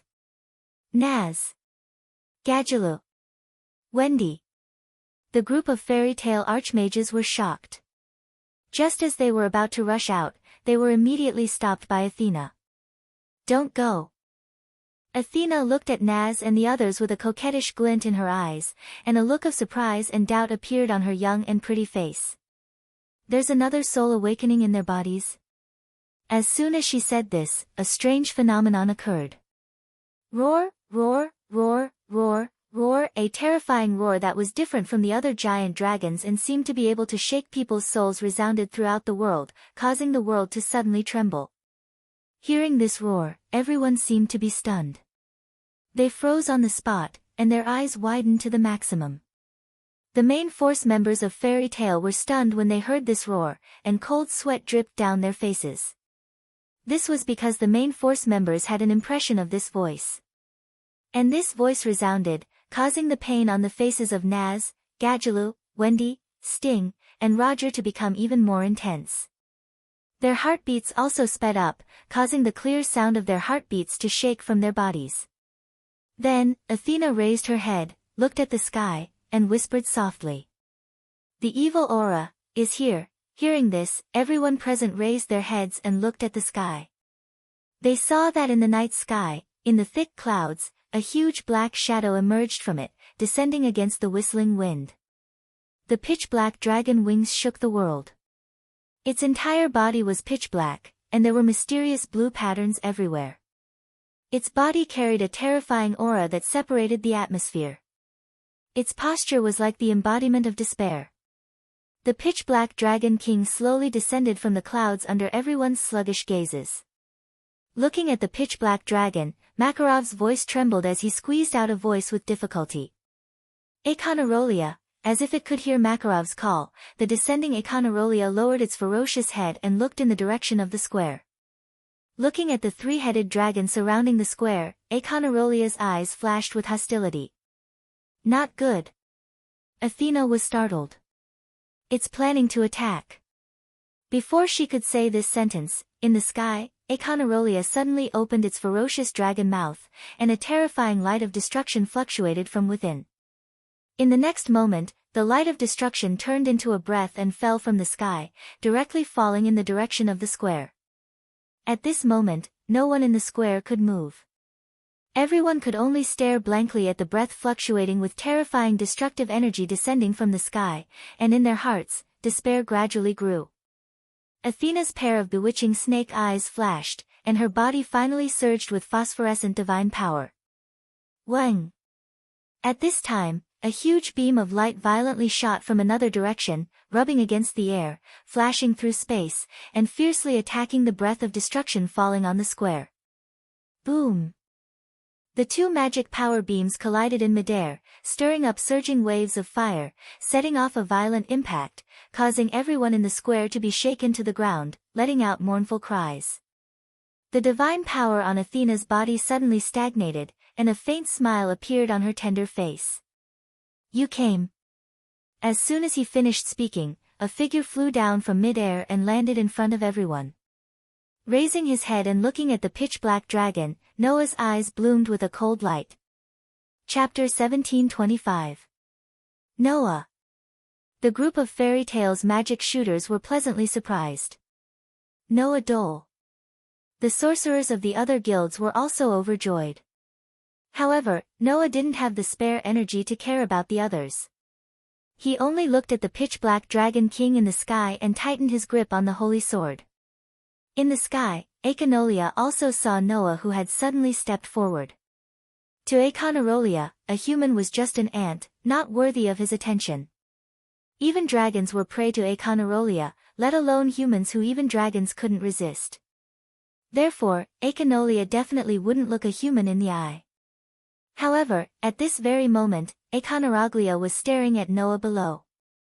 Echanarolia clearly remembered that human's appearance. 7 years ago, on Heavenly Wolf Island, it was this human before his eyes who had stopped him when he was planning to destroy him, and even heavily injured him. It took Echanarolia several years to recover from his injuries.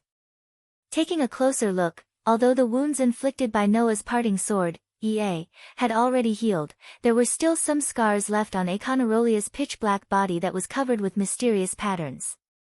Recalling the pain he suffered at that time, Echanarolia's eyes immediately turned red. Roar, roar, roar, roar, roar, a roar that was enough to shake a person's soul resounded once again, turning into a rolling sound wave.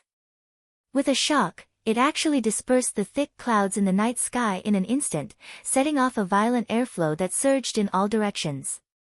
Immediately after, Echanarolia, with a ruthless aura all over his body, charged towards the square below like an arrow that had been shot from a bow. The pitch-black giant rubbed against space, and it was like a meteorite falling from the sky. Sparks flew as it rubbed against the outline of Echanarolia's body, shaking the entire space while explosively descending. Its momentum was extremely terrifying. Undoubtedly, Echanarolia was still at least a few hundred meters in the air, but the violent airflow set off by his body had already reached the square, making the group of magic shooters unable to open their eyes. Such momentum was not something that the WIRMS summoned by the future Logue could compare to. The evidence was that the 3 dragons surrounding the square had already retreated with a low roar, their faces filled with fear.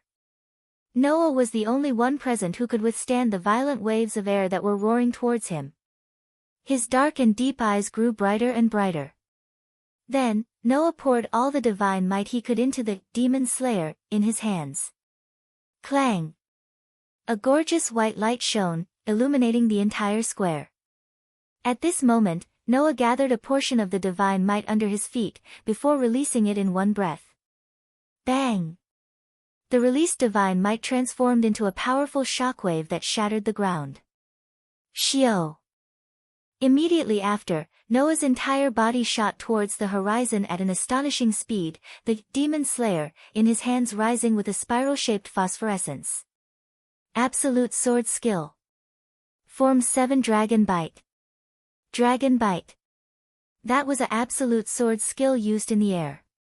When the opponent was in a high position, or even launched an attack while flying, this ultimate sword technique would negate the opponent's advantage of being in the air. Instead, it would absorb the inertia of the attack that was strengthened by gravity, turning the opponent's advantage into its own. Thus, Noah, who had soared into the sky, and Akenrolia, who had descended from the sky, fiercely collided in midair under everyone's gaze. Boom! An astonishing muffled sound resounded, shaking everyone's eardrums, making them raise their hands and cover their ears, letting out blood-curdling screams. And in midair, a shockwave shook like an explosion, spreading out in a ring shape, annihilating the sea of fire below. It was terrifyingly powerful. Noah and Akenrolia simultaneously flew out from that ring-shaped shockwave. One heavily fell on the ground, shattering it, while the other was shaken back to the sky with a sharp sound. He forcefully flapped his dragon wings, stopping with great difficulty. The head-on collision between a human and a dragon king ended in a draw. This result not only made the crowd of magic shooters shocked, but also made Akenrolia furious. Roar roar, a terrifying roar full of anger resounded through the sky. With such anger, Akenrolia flapped his dragon wings and suddenly swooped down once again. Noah merely curled his lips in response, but there was no trace of a smile in his eyes. He once again stomped on the ground, turning it into a bullet that shot out of the barrel and shot into the sky. Suddenly, one human and one dragon turned into streaks of light, spiraling in the air like two thunderbolts, repeatedly colliding with each other. Boom boom boom boom. Heavy muffled sounds that stung people's eardrums kept echoing as Noah and Akenrolia collided with each other, creating terrifying shockwaves in midair that could be seen with the naked eye in all directions, making the space tremble. Such a shocking collision shocked all the magic shooters in the square. For a moment, they were completely unable to react. Only Emerald had a pleasantly surprised expression, as well as disbelief. That sir is actually so powerful. There was no doubt that it was a power that humans could not compare to. Everyone present, including Fei Chui, finally had a clear understanding of the extent of the power that Lin Fan possessed. This was especially true for the archmages of Saber-Tooth, who felt a burst of fear in their hearts. It turned out that they had always regarded such an existence as an enemy, or even as trash. Just how arrogant and conceited did one have to be to have such an understanding? With their hearts full of shock, the group of magic shooters could only foolishly look at the astonishing collision in the sky, not even knowing that their backs were soaked in sweat. In the end, it was the magic shooters of Fairy Tale who were the first to react. "Don't be in a daze there!" Makarov shouted loudly. "Hurry up and see what's wrong with Naz and the others." Only then did everyone come to their senses. Naz! Habi flew to Naz's side, so anxious that tears came out of his eyes. "What's wrong with you?" "Ha! Ha!" Naz could not reply normally at all. He just clutched his heart and knelt on the ground, gasping for breath while squeezing out a voice with a face full of pain. I don't know either, all of a sudden. What happened?" Gadgelu's face was also full of pain as he desperately gasped for breath. "My heart feels like it's about to explode, ugh." Wendy groaned in extreme pain and spoke with difficulty. It seems like something is about to come out." Seeing Naz, Gadgelu, and Wendy kneeling there, clutching their hearts in pain, their breathing became more and more rapid. Even Sting and Roger were like this, everyone was anxious. Thump thump thump thump thump thump. A very clear heartbeat sounded from the group of dragon-slaying magic shooters. Everyone could only watch this scene unfold at a loss, but there was nothing they could do to help. On the side, Athena had been staring at Naz and the others. The next second, Athena suddenly spoke. "It's coming." Everyone was stunned. Naz, Gadgelu, Wendy, Sting, Roger, and the others suddenly held their breaths. Ugh! Ugh! Suddenly, Naz and the others let out painful cries in unison. Amidst the cries, the five of them suddenly burst out with astonishing light, turning into a beam of light that rushed into the sky. Chapter 1726. Hum. Amidst the tremors in the air, the pillars of light that rose from Naz, Gadjaloo, Wendy, Justin, and Rog rushed directly into the sky, shining with a dazzling light that was particularly conspicuous in the dark night. What's going on? Everyone present was completely dumbfounded when they saw this scene. However, in the next moment, the scene in the light pillar caused their eyes to widen. Not to mention the others, even Naz, Gadjaloo, Wendy, Justin, and Rog's eyes widened. That's... Naz's face was full of shock. No way. Gadjaloo's eyes were full of shock. Liar. Wendy covered her mouth as tears began to well up in her eyes.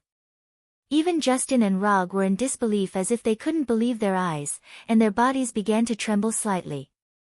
Hum. The tremors continued to sound in the air, causing the pillars of light that rose into the sky to begin to dim. However, as the pillars of light dimmed, the huge figures in the pillars of light slowly appeared under the night sky and were imprinted in everyone's eyes. They were actually dragons. They were dragons with completely different appearances. They were fire dragons that were red like flames and were extremely robust, with wisps of flames lingering around their bodies. They were iron dragons that seemed to be made of steel and were extremely smooth without any traces of scales. They looked like large reptiles covered in feathers, and even their wings were like those of birds. They were heavenly dragons made of feathers.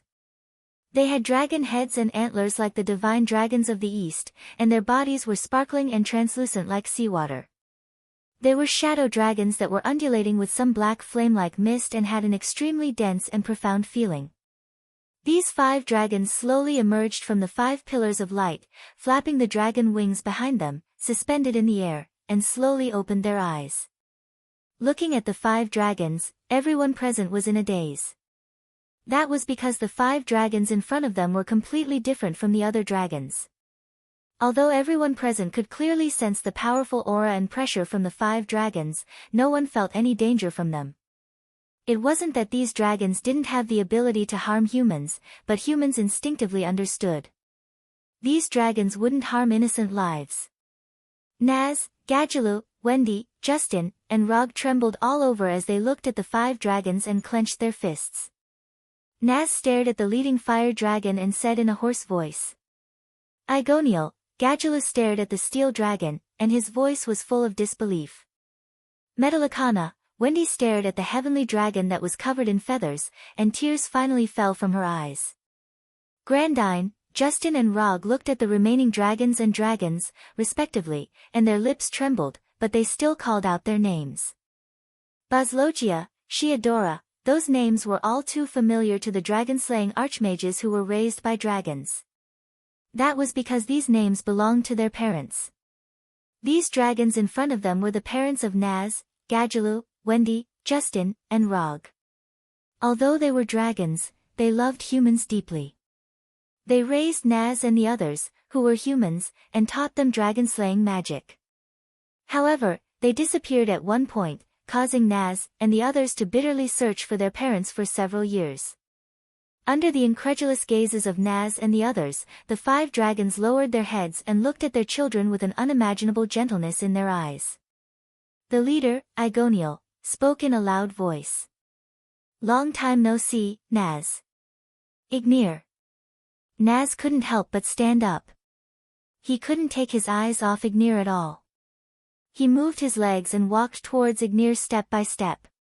"Is it really Igoniel? You don't even recognize your own father?" The corners of Igoniel's mouth curled up, but that curl quickly disappeared. He shifted his gaze to the sky in front of him and snorted coldly. "However, now is not the time to reminisce. Naz, get out of the way." That one sentence dispelled all the excitement and emotions in Naz's heart. "Bastard!" Naz shouted angrily at Igoniel who was in the sky. "What do you mean by get out of the way? You're so noisy, Naz. Shut your mouth. Igoniel ignored Naz and looked ahead with narrowed eyes. What's next is a battle between dragons. You can't interfere now, so just watch quietly from the side. A battle between dragons? Naz was stunned. At this time, everyone present suddenly realized. In front of Igoniel and the others, a group of black shadows was approaching at an extremely fast speed. Looking at that group of black shadows, everyone's heads began to feel numb. The reason for that was because each and every one of those silhouettes was an enormous dragon. A group of countless dragons surged toward them like a tidal wave, bringing with them an unimaginable sense of oppression. However, in the face of that terrifying oppression, Igoniel snorted disdainfully. He flapped the dragon wings on his back and roared at the sky. I am the Fire Dragon King Igoniel. Dragons! If you want to challenge my dignity, then come at me. This roar turned into a rolling sound wave that resounded through the night sky like thunder. That roar made the magic shooters on the ground wail for the umpteenth time. However, at the same time, it also stopped the overwhelming swarm of WYRMS from surging forward. The WYRMS stopped in front of Ignir, Metallicana, Grandini, Baslosaya, and Shigiadora, flapping their wings and letting out deafening roars. Obviously, the name of the Fire Dragon King was definitely a well-known name for the dragons. Otherwise, there would be no way to deter so many dragons at once. Dragons! Go back! Grandini also spoke, but her voice was not as heavy as Igoniel's. Instead, it was as gentle as an old woman's. The current era does not belong to us dragons. Invading this era is not allowed. Go back to the era that belongs to you. Hearing that, many dragons in the group let out roars of disagreement, disapproval, and even disdain. They did not pay attention to Grandini's words at all. However, not all dragons were like that. Some of the dragons looked at each other in confusion, as if they did not know what to do. Some of the dragons retreated without hesitation, and even went behind Igoniel and roared at the original group of dragons. The former were intimidated by the name of the Fire Dragon King, and did not know if they should retreat. The latter were all dragons of the Fire Dragon clan, and treated the words of the Fire Dragon King Igoniel as an order. Hence, the dragons that had brought disaster to the entire Crocus were divided into three factions. One was led by Igoniel, Metallicana, Grandini, Baslosaya, and Shigiadola. One was intimidated by the might of the Fire Dragon King and the other dragons, and chose to watch from the sidelines. Another one roared bravely at Igoniel and his group, and issued a challenge, charging in their direction. Igoniel spat out a stream of flames from his nose, but a sinister smile appeared on his dragon head. I'm burning. Immediately, the dragons in the sky above Crocus began to roar and collide, and an intense group battle broke out in midair. The battle between humans and dragons had unknowingly turned into a battle between dragons and dragons. On the other hand, the humans could only stay on the ground and watch this scene in a daze, completely at a loss for what to do. Under such circumstances, in the sky, at a place higher than the clashing dragons, the most intense battle was also going on. However, that battle was no longer a battle between dragons, but a battle between humans and dragons. There was only one person who was watching the battle. That was the dark magic shooter who stood at the top of the palace, facing the wind. Looking at the sky that had turned into a battlefield, Jerf murmured softly. If you can defeat Akanalia, then you can definitely help me fulfill my wish, definitely. Chapter 1727. Bang! In the distant horizon, the two streaks of light collided with each other heavily. After a heavy muffled sound and violent wind, the two streaks of light trembled and were sent flying backwards. Under the shock of the ring-shaped shock wave, the two streaks of light retreated violently. Roar! Akanarolia roared furiously. The dragon wings on its back flapped, and its huge body that was sent flying backwards came to a stop. It stabilized its body, and then transformed into a meteorite for the umpteenth time, shooting forward. That speed made the Black Dragon King like a bullet. In an instant, it arrived in front of Noah, who was still retreating, with a ruthless and ominous glint in its eyes. Who? Accompanied by a whistling sound, the halberd-like dragon tail on Aconarolia's back swung fiercely in the direction of Noah. Wherever the black dragon tail passed, the air was compressed into a ball and suddenly exploded, forming a very ear-piercing sonic boom. Under that ear-piercing sonic boom, the black dragon tail, which carried an extremely terrifying power, swept across the space and violently whipped towards Noah. With such a powerful blow, it was impossible for Noah, who possessed superb senses, to not detect it. However, Noah did not show any fear, nor did he stop. Instead, he gathered divine power under his feet and suddenly released it. With a dong sound, as if he had stepped on the air, he turned into a cannonball and retreated at an even faster speed. Swish! The dragon tail, which carried a terrifying power, suddenly fell into the air, setting off a wave of air and even causing a burst of air. It was quite terrifying. One could well imagine how frightening the damage would be if that strike were to land on a person's body. Unfortunately, no matter how strong he was, if he couldn't hit him, then it would be completely useless. Noah, who had casually avoided that frightening blow, had a sharp glint in his eyes. He still did not stop his body, but converted the divine power flowing in his body into demonic power. Clang! Without the support of the divine power, the light on the demon slayer in Noah's hand suddenly dimmed. However, a violent demonic power suddenly rose from Noah's body. Buzz! In the next moment, huge magic squares rotated in front of Noah one after another, overlapping and combining. In an instant, they formed an extremely abstruse and complex geometric pattern. Then, waves of berserk magic power rapidly condensed into streams and poured into the extremely complex geometric magic array, causing the complex geometric magic array to expand continuously. In just a moment, the complex geometric magic square had expanded to a size of hundreds of meters in diameter, with dazzling demonic power flickering inside. Only then did Noah reach out his hand and placed it at the center of the complex geometric magic square that was like a huge turret, and whispered, "Cast!" The massive amount of demonic power that was gathered within the magic square exploded instantly. Bang! In the next moment, in the sound of heavy artillery, an earth-shattering magic beam burst out from the huge geometrical magic array, and with a sharp whistling sound, it shot straight towards Aconarolia. Looking at the huge beam of demonic power shooting towards him, a faint sense of crisis emerged in Aconalia's heart. Therefore, Aconalia had reason to believe that his dragon scales that could resist any kind of magic attack and even physical attack would not be able to completely offset the might of the huge beam of demonic power. Roar!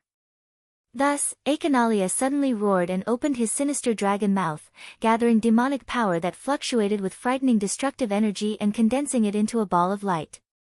Bang! The ball of light exploded, and the fearsome destructive energy transformed into a beam of light that pierced through the air and shook heaven and earth. The beam of light was imbued with a burst of abnormal energy fluctuations, and it hurtled directly toward the oncoming beam of light. Boom! The moment the two terrifying beams of light collided, a ball-shaped ball of demonic power continuously expanded at the point of collision. Finally, it exploded with a loud bang, causing the violent explosion to turn into a shockwave that shook in all directions. The thunderous sound could be faintly heard even from a distance of 1,000 meters. At the moment of the explosion, a circle of energy ripples also shook from the point of explosion, sending Aconalia flying back. It was at this moment that a figure suddenly appeared in the center of the energy ripples in front of them. With a whoosh, the figure landed on Aconarolia's back. Aconalia's eyes widened. Noah, on the other hand, raised his fist high. Magic lines that looked like electric wires suddenly crawled up his arm. Go down! Amidst the violent roar, Noah's fist that was covered with electric wiring lines suddenly clenched, and like a thunderclap, it fiercely smashed down on Aconalia's body. Boom! A muffled sound like the ringing of a bell resounded, shaking up a circle of shockwaves. An astonishing force directly hit Aconarolia's back, causing him to let out a painful howl. His huge body was like a kite with a broken string, and like a rubber ball that was fiercely slapped away, he fiercely fell to the ground. Whoosh! A sharp sound that pierced one's eardrums reverberated between heaven and earth, attracting the attention of the fierce battle between the dragons and the humans who were watching the development of the situation on the ground. Then, both the humans and the dragons saw it. In the distant sky, a stream of light violently fell like a meteorite, causing violent friction with the atmosphere. Carrying a fiery halo, it heavily landed in a corner of Crocus under the gaze of all the dragons and humans. Boom! The stream of light hit the ground, and amidst a deafening loud noise, it stirred up a terrifying shockwave. Along the way, it brought along thick sand and debris, spreading to the surroundings like a typhoon. Looking at this scene, both the dragons and humans subconsciously stopped what they were doing and focused their gazes there. After the astonishing shockwave subsided, everyone could see clearly. In that huge pit, Achanalia was lying on it, howling in pain. On the other hand, Noah rode on Achanalia's back. His hands were covered in electric wiring lines that shone with unprecedented brilliance. He threw punches at Achanalia one after another. Boom, boom, boom, boom. A series of muffled sounds that made one's heart contract abruptly resounded. At this moment, Noah seemed to have turned into a berserker. With red eyes, he repeatedly bombarded Achanalia with fists that carried the power of tens of thousands of kilograms. With each punch, Achanarolia's huge dragon body shook fiercely, and it let out a painful roar. Immediately, even the ground started to crack apart along Achanarolia's body in all directions.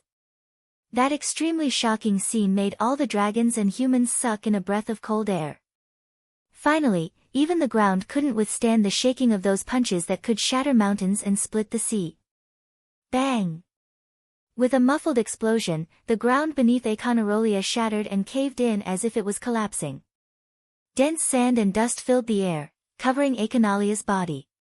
At this time, Noah suddenly retreated from that dense sand and landed on the ground. The magic patterns on his arms slowly disappeared, and he raised his hand. The silver holy sword just happened to fall from the sky, landing in Noah's hand. Everyone suddenly went silent. The eyes of the entire Crocus were focused on Noah. Looking at the figure that was much smaller than the dragons, a feeling of alarm arose in their hearts. I didn't expect that such a terrifying human could be born in this era. Igunir stared at Noah, then looked in the direction of the rising sand and dust. However, Achanalia isn't that easy to defeat, human. Chapter 1728. In the sky, the sound of dragons flapping their wings could still be heard clearly, filling the whole of Kolochas with a tense atmosphere. Everyone's eyes were focused on the place where the thick dust was rising, and then looked at Noah who was motionless, and many people couldn't help but swallow a mouthful of saliva. Under such circumstances, in the place where the thick dust was rising, a black shadow gradually climbed up from the ground, and the dragon wings on its back suddenly shook, shaking the thick dust away. Roar, roar, roar, roar, roar! The black dragon king covered in mysterious patterns looked up to the sky and roared, making everyone present feel as if they had been hit by an invisible impact. Their chests felt stuffy, and they couldn't help but retreat a little. Noah looked straight at the angry roaring Achanarolia, his hand holding his sword slightly tightened, and an expression of "as expected" appeared on his face. Even if it's just a god-level physical ability, there's still no way to cause much damage to it. No matter what, Achanarolia was a 4-digit existence. Noah's physical ability that was comparable to a god-level physical ability after being strengthened by magic was at best a 5-digit peak. If he wanted to shake Achanarolia, there was no way to cause much damage with just an attack of that level. Of course, even if it didn't cause much damage, from a human point of view, Noah's actions were already quite astonishing to be able to suppress the legendary Dragon King and beat it up. It was precisely because of this that the anger in Achanarolia's heart could be imagined. So, in the next second, Achanarolia lowered its head, stared at Noah, opened its dragon mouth, and squeezed out a low voice. How irritating! That voice stunned all the people and dragons present. However, even if everyone and the dragons were stunned, Achanarolia still growled as if it was talking to itself. To think that I would be forced into such a state by a mere human. This is too displeasing." Hearing this, everyone finally reacted. Wendy said with a look of bewilderment. "He spoke. Isn't that obvious?" Gajaloo clicked his tongue. Dragons are extremely intelligent beings, how could they not know how to speak? As Gajaloo had said, dragons were highly intelligent beings. It was impossible for them not to know how to speak. Not to mention, Akonarolia was once a human, so it was even more impossible for him to not know how to speak. However, generally speaking, some proud and arrogant dragons, who viewed humans as ants, food, and livestock, did not like to talk to humans. That was why they would use roars as a form of intimidation instead of words. Akonarolia was an existence that belonged to this category. It wasn't just humans, Akonarolia also despised the dragon race, and even despised all life forms. Even if he had extremely high intelligence, he still didn't like to talk to any existence. However, at this moment, Akonarolia finally opened his mouth to speak. Because of a human. A human who had once severely injured him and now suppressed him. Raising a ferocious dragon claw and slamming it on the ground, Akonarolia spat out words full of anger and hostility in Noah's direction. "I will destroy you. Destroy you. Human." Hearing this, before Noah could say anything, Igunal descended from the sky and arrived above Noah's head. "You were once a human, Dragon King." Igunal's pair of flame-like eyes stared at Akonarolia as he growled at him. "This era no longer belongs to the dragons. The birth of a human who can rival you is proof that even you are no longer the overlord of this era. Don't interfere with the direction of this era, Akonarolia." Akonarolia immediately raised his dragon head and looked at Igunal, his voice still low and angry. "Do you think I will lose to a mere human? Fire Dragon King. You were once a human, yet you were able to become the Dragon King. If that's the case, is there anything strange about the appearance of another human who can defeat you?" Igunir said as he spat out a mouthful of flames. "The era of the dragons has already ended. Your legend will also end one day. I, Fire Dragon King Igunal, firmly believe that this day will come. That is why I continue to live and wait for this day to come. That kind of thing doesn't matter." Akonarolia roared, creating an astonishing sound wave. "My wish is only destruction. Destruction. Destruction. Your wish will not come true. Akonarolia." Igunal was not to be outdone as he roared at Akonarolia. His roar created wind waves that surged in all directions. "I will stop you. Humans will also stop you. No matter if you are a human or a dragon, you are all so unpleasant." Akonarolia's surging gaze swept across the surrounding dragons as he growled. "I will destroy all of you. Not a single one will be left alive." Akonarolia's words angered all the dragons. However, from Akonarolia's body, the dragons all felt a fatal threat. This kind of threat suppressed the anger of the giant dragons and prevented them from recklessly charging forward. Thanks to this, the dragons were able to survive. Akonarolia no longer paid attention to the dragons and turned his gaze back to Noah. Then, Akonarolia's body flashed with a pitch-black radiance. Clang! In that pitch-black radiance, Akonarolia's huge body gradually shrank. Seeing this, Noah's eyes flashed with astonishment. What was even more astonishing was yet to come. As Akonarolia gradually shrank, the outline of his body changed from a dragon form to a human form. Finally, when the magic light enveloping Akonarolia's body faded, a figure was imprinted in everyone's eyes. It was a man with dark skin that was covered with patterns. The man had messy long hair draped to his waist and a black cloak draped over his body. His upper body was naked, but there were scars and a dragon tooth necklace hung around his neck. At first glance, he looked like a wanderer. However, there was a destructive aura fluctuating from this wanderer, as well as an extremely dangerous temperament. Especially in the man's eyes, there was not the slightest trace of emotion. There was only a scalp-numbing vicious aura and an endless desire to destroy. Looking at this person, everyone and the dragons lost their voices. Noah looked at him and softly muttered. So that's how it is this your human form? Akonarolia, who had transformed into a human form, did not reply. Instead, he stared at Noah, his eyes fluctuating with vicious aura as he stretched out his hand and pointed at the scars on his body. These scars were all caused by the sword strike you dealt to me 7 years ago. That one sentence silenced everyone, including the dragon. Everyone and the dragons looked at the hideous scars all over Akonarolia's body and shuddered in their hearts. What kind of sword strike could cause such injuries? Even the main members of Fairy Tale shuddered when they recalled Noah's sword that could split the heavens and earth. In this situation, Noah narrowed his eyes and said this sentence.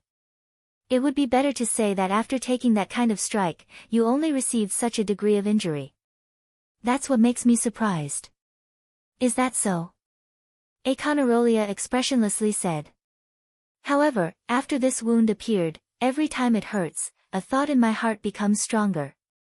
As he spoke these words, an extremely dark and overbearing demonic energy suddenly erupted from Akonarolia's body, transforming into a gale that swept outwards. That is, if you don't die, no matter where you are, even if you are at the end of this era, I will chase after you and tear you to pieces. After saying this, Akonarolia's hand under his cloak suddenly clenched into a claw. With a wave of his claw, several pitch-black claw lights suddenly appeared. Like blade lights, they violently chopped towards Noah. Chapter 1729.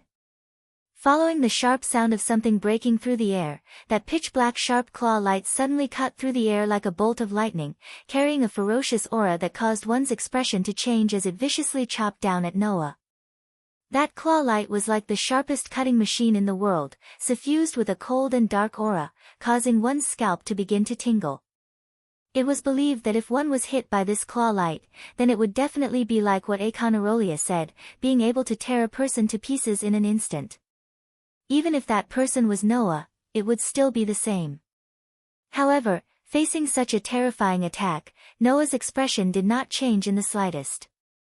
Looking at the sharp claw light that violently chopped down, Noah felt the cold aura that it carried until it was less than half a meter away from his body.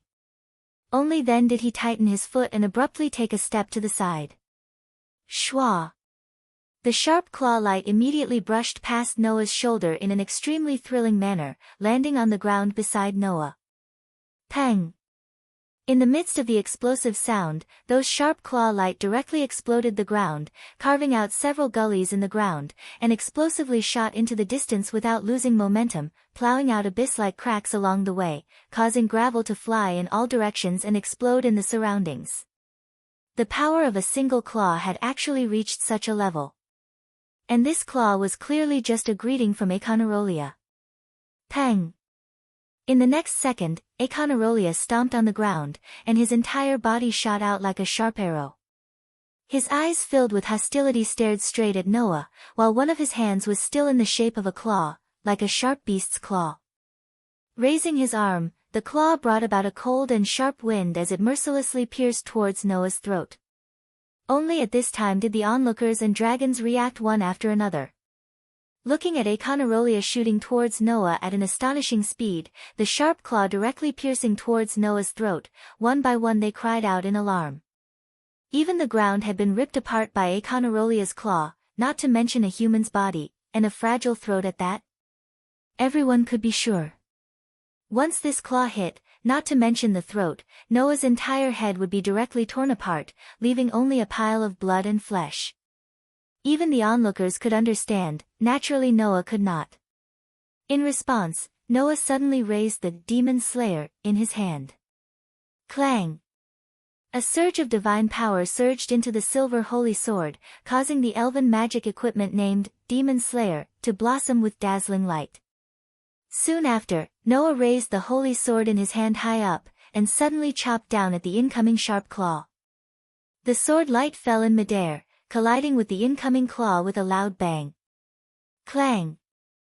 The collision of the sword and the claw actually caused a crisp sound of steel clashing against steel to suddenly resound, stirring up ripples in the air, which rapidly surged out in all directions, spreading out in all directions. Noah and Aconorolia both trembled, and under the effect of a force that could not be ignored, they were suddenly shaken back. Suddenly, Aconoroglia's feet repeatedly stomped on the ground, and his figure involuntarily retreated. With every step he took, the ground would shatter with a thump sound.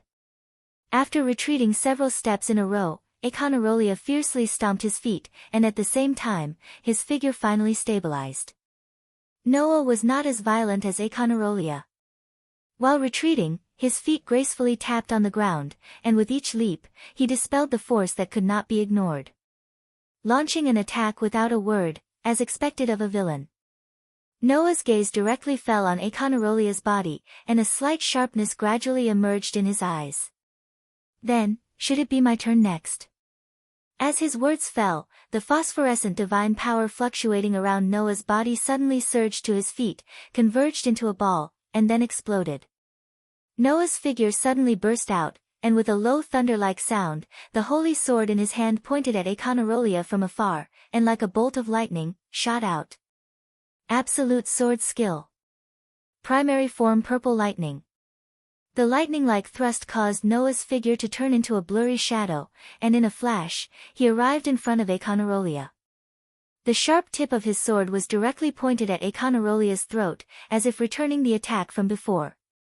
With a cold gust of wind, he mercilessly stabbed forward. Aconarolia's pupils slightly shrank, but a ruthless look appeared in his eyes, and he suddenly bent his claws. A pitch-black demonic power suddenly emerged from Aconarolia's claws, curling around his 5 fingers, and slightly fluctuating, causing Aconarolia's nails to be suffused with a cold light. Black Dragon's Claw Attack. With a low roar, Aconarolia's arm shook, and his claws instantly shot out. An invisible gust of wind formed a faintly discernible shadow in front of his claws, and like a dragon's claw, it carried a ferocious momentum and met the holy sword that was thrusting towards him. Clang! A loud and clear sound of metal clashing abruptly rang out. Wang! A storm-like ripple of energy suddenly burst out from the collision of the sword and the claw. Kacha kacha kacha! Wherever the ripple of energy passed, the ground was unable to bear the heavy load, and cracks spread out like a spider web from Noah and Aconarolia's bodies, instantly expanding to a distance of tens of meters away. Under such circumstances, the invisible ripple of energy was still constantly shaking out from the collision of the sword and the claw, causing the ground to continuously crack. In the blink of an eye, the cracks on the ground had reached their limit, and the whole ground suddenly collapsed. The onlookers and the dragons all subconsciously retreated. Looking at the 2 people in the collision, they unconsciously broke out in a cold sweat. A collision of that degree, let alone a human, even an ordinary dragon would not be able to cause it, right? 2 existences that were essentially human, could actually fight to this extent? Just how much potential did the human race have? Aconorolia, who did not know what the dragons were thinking, only felt his arm go numb. That holy sword flickering with dazzling white light carried a powerful energy fluctuation, continuously attacking his body, causing his chest to begin to feel stuffy. Then, Aconorolia discovered. His body's ability was actually fading little by little. The so-called dragon-slaying magic was a magic that could give a high mage a physique comparable to a dragon's, a magic that could destroy a dragon's power. Using this kind of magic, Aconorolia could slaughter a group of dragons and become the Dragon King. Now, the elven magic device called Demon Slayer was slowly eliminating the effects of the dragon-slaying magic used by Aconorolia, attempting to pull Aconorolia off the altar of the Dragon King and turn him back into a human. That was the ability of the Demon Slayer. It was even more against the rules than the God Slayer magic device, and could even break through curses. Being in close contact with this kind of elven magic device, Aconarolia's dragon physique would most likely be removed and he would turn back into a human. This was something that Aconorolia could not tolerate. I'm the Dragon King. Aconorolia. Aconorolia clenched his claws, tightly grasping the dazzling white light of the Demon Slayer. Staring at Noah with an ominous glint in his eyes, he growled. Before destroying everything in this era, I absolutely won't lose to a human. As soon as his voice fell, Aconorolia suddenly raised his other arm, curling it into a claw. Pitch-black magic surged on it, turning into a sinister beast claw, covering Econorolia's claw. Whoosh! Amidst the faint sound of breaking air, the claw that was covered by the ferocious beast's claws cut through the air. It carried an incomparably sharp claw wind and terrifying chi as it violently slashed at Noah's chest. Noah's expression slightly changed. Chapter 1730. Sharp claws swept past, carrying a sinister dragon claw shadow, leaving faint claw marks in the air, directly aiming for Noah's chest. In Noah's eyes, the sharp claws gradually enlarged, as though they were announcing the arrival of death. They were closing in on Noah bit by bit. In this instant, Noah could be said to have reached the end of the road. The demon slayer in his hand was firmly imprisoned by Econalia, not caring about the effects on his body, simply unable to move. In this case, with Noah's body that had returned to the human category after losing his ability value, he would definitely die on the spot after receiving that claw. But at this time, if the divine power in his body was converted into magic power, using the strengthening magic to strengthen his body, perhaps he would be able to withstand this attack. However, at that moment, Econorolia's claw collided with the demon slayer, and directly suppressed Aster, who had lost the support of his divine power, and similarly dealt a fatal blow to Noah. Of course, Noah could also use both magic power and divine power at the same time, achieving the dual use of both the elven device and the strengthening magic. But before this, Noah had already discovered that the difficulty of controlling two completely different types of energy was a lot higher than purely controlling one type of energy. If he used both types of energy at the same time, it would only cause the output of the two types of energy to decrease by a lot, causing the might of both the elven device and the strengthening magic to sharply decrease by more than half. In this way, he simply wouldn't be able to continue fighting Econalia. Thus, in the battle between Noah and Econalia, he had always only used divine power or magic power, absolutely not both at the same time. In any case, Econalia's dragon physique completely came from the dragon slayer magic. As long as he had the demon slayer in hand, then even if Noah didn't use the strengthening magic to strengthen his body's ability would still be in the human realm. He could rely on the elven device to greatly weaken the might of Econalia's dragon slayer magic, achieving the goal of directly confronting this pitch-black dragon king. In view of this, now that the demon slayer was imprisoned, facing Econalia's furious claw, Noah had already reached the end of the road. Then, at this very moment, what other methods did Noah have to deal with the current situation? The three major spells of the fairy tale required an extremely long time to prepare, and simply couldn't be used in this moment of imminent peril. None of the simulated star map, another cosmology, was effective against Econololia. In that case, in a situation where he could only use the divine might, there was only one trump card that Noah could use. Divine starlight, lightning of salvation, wisdom of the goddess, indestructible steel. Amidst the incantation written in the elven language, half of the elven mark on the back of Noah's left hand suddenly flickered.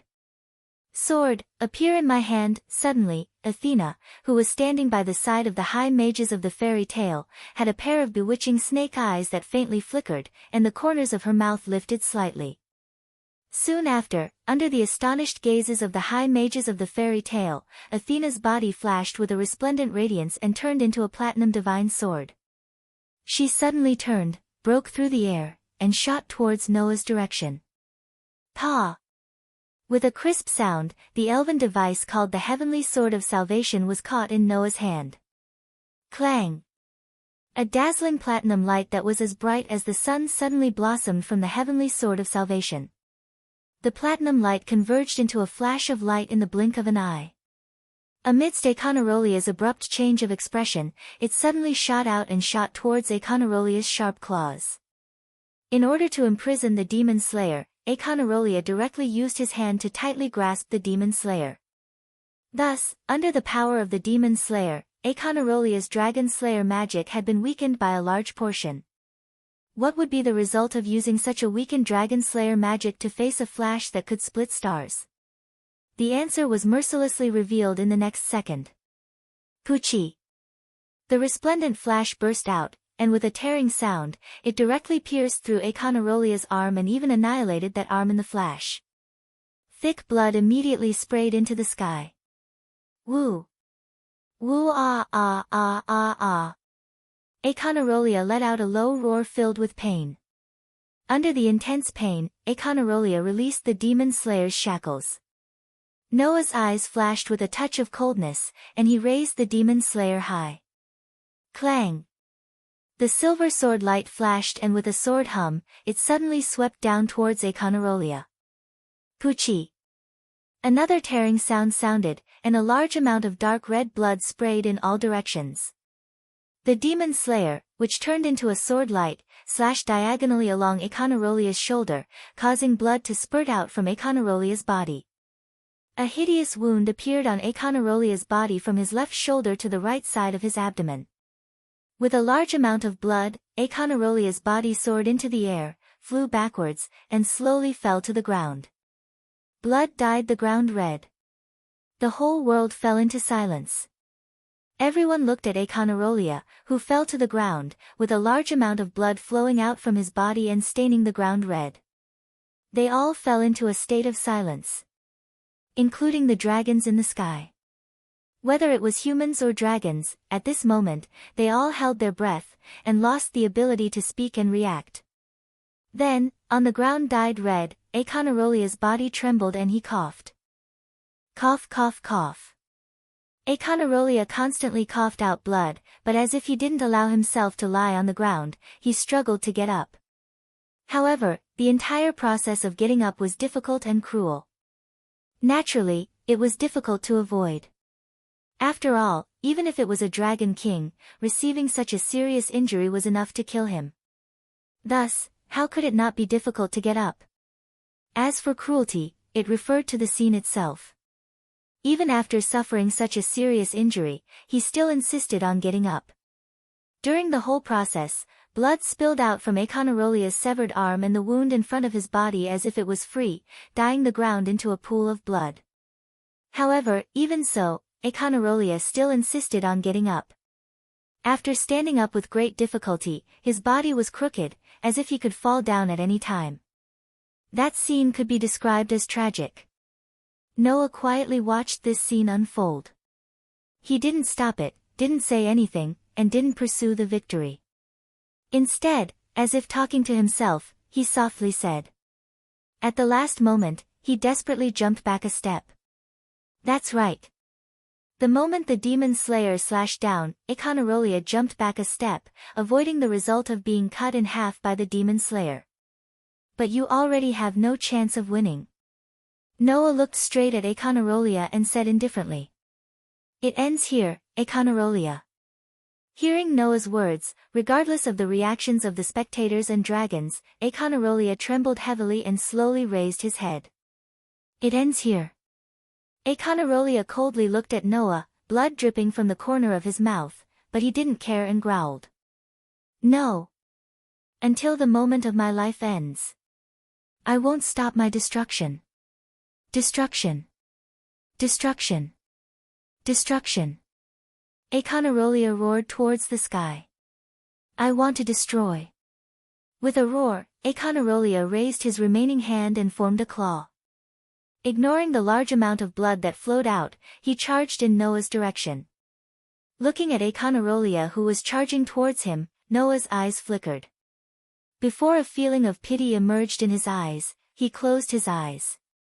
However, in Noah's hand, the elven magic device named Heavenly Sword of Salvation once again blossomed with a dazzling brilliance. The brilliance turned into streaks of platinum light.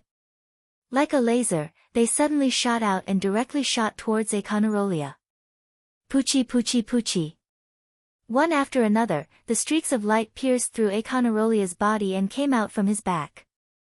Without losing momentum, they shot into the distance and disappeared on the other side of the horizon. Chapter 1731. Bang! With a clear sound of falling to the ground, Aeconarolia, whose body was pierced by the light of salvation, slowly fell to the ground. The blood flowing out of his body had already stopped. Looking at the night sky dyed red by the flames, Aeconarolia's eyes filled with hostility became absent-minded little by little. His vision began to distort. His heart gradually stopped beating. At this moment, Econarolia clearly understood one thing. His destructive journey that had lasted for hundreds of years had finally come to an end. Not long after, the existence called Econarolia would completely disappear from this world. Just like what Igunal said. The era belonging to the Dragon King had impressively come to an end. Regarding this, Econarolia didn't feel sad, nor did he feel unwilling, nor did he have the slightest resentment. There was only a tranquility that mortals couldn't understand. When he was still a human, Econarolia was an existence with distorted emotions. When others were enjoying life, Econarolia was thinking about destruction. When others were struggling under the threat of the dragons, Econarolia was thinking about destruction. When others were making an alliance with the dragons of the coexistence faction to resist the dragons of the opposition, Econarolia was thinking about destruction. When others were slowly approaching death with the passage of time, Econarolia was also thinking about destruction. Jerv once said that Econarolia undoubtedly had the power to dominate the world, but he only thought about destruction. This sentence could be said to have completely interpreted the essence of Econarolia's existence. Jerv was right. Econarolia was synonymous with destruction. Even if he looked down on humans, was hostile to the dragons, and even hated all life, it was all because Econarolia wanted to enjoy destruction. It was that simple. If in the world of Hakata, Az Dakaha was the embodiment of evil, then Econarolia was the embodiment of destruction. The difference was that the former's evil was to create a future for humans, while the latter's destruction was just a manifestation of distorted emotions. In any case, Econarolia's journey of destruction had come to an end. It was said that before a person died, they would recall everything that had happened during their lifetime. However, Econarolia didn't have that kind of emotion. He just calmly closed his eyes. The moment his heart stopped beating, he welcomed death in the most calm manner. Just like this, Econarolia's aura completely disappeared. Everyone present, including Long Jun, looked at Econarolia, who was lying on the ground with his eyes closed. From beginning to end, there was no expression on his face, and they looked at each other in dismay. In the next second, oh.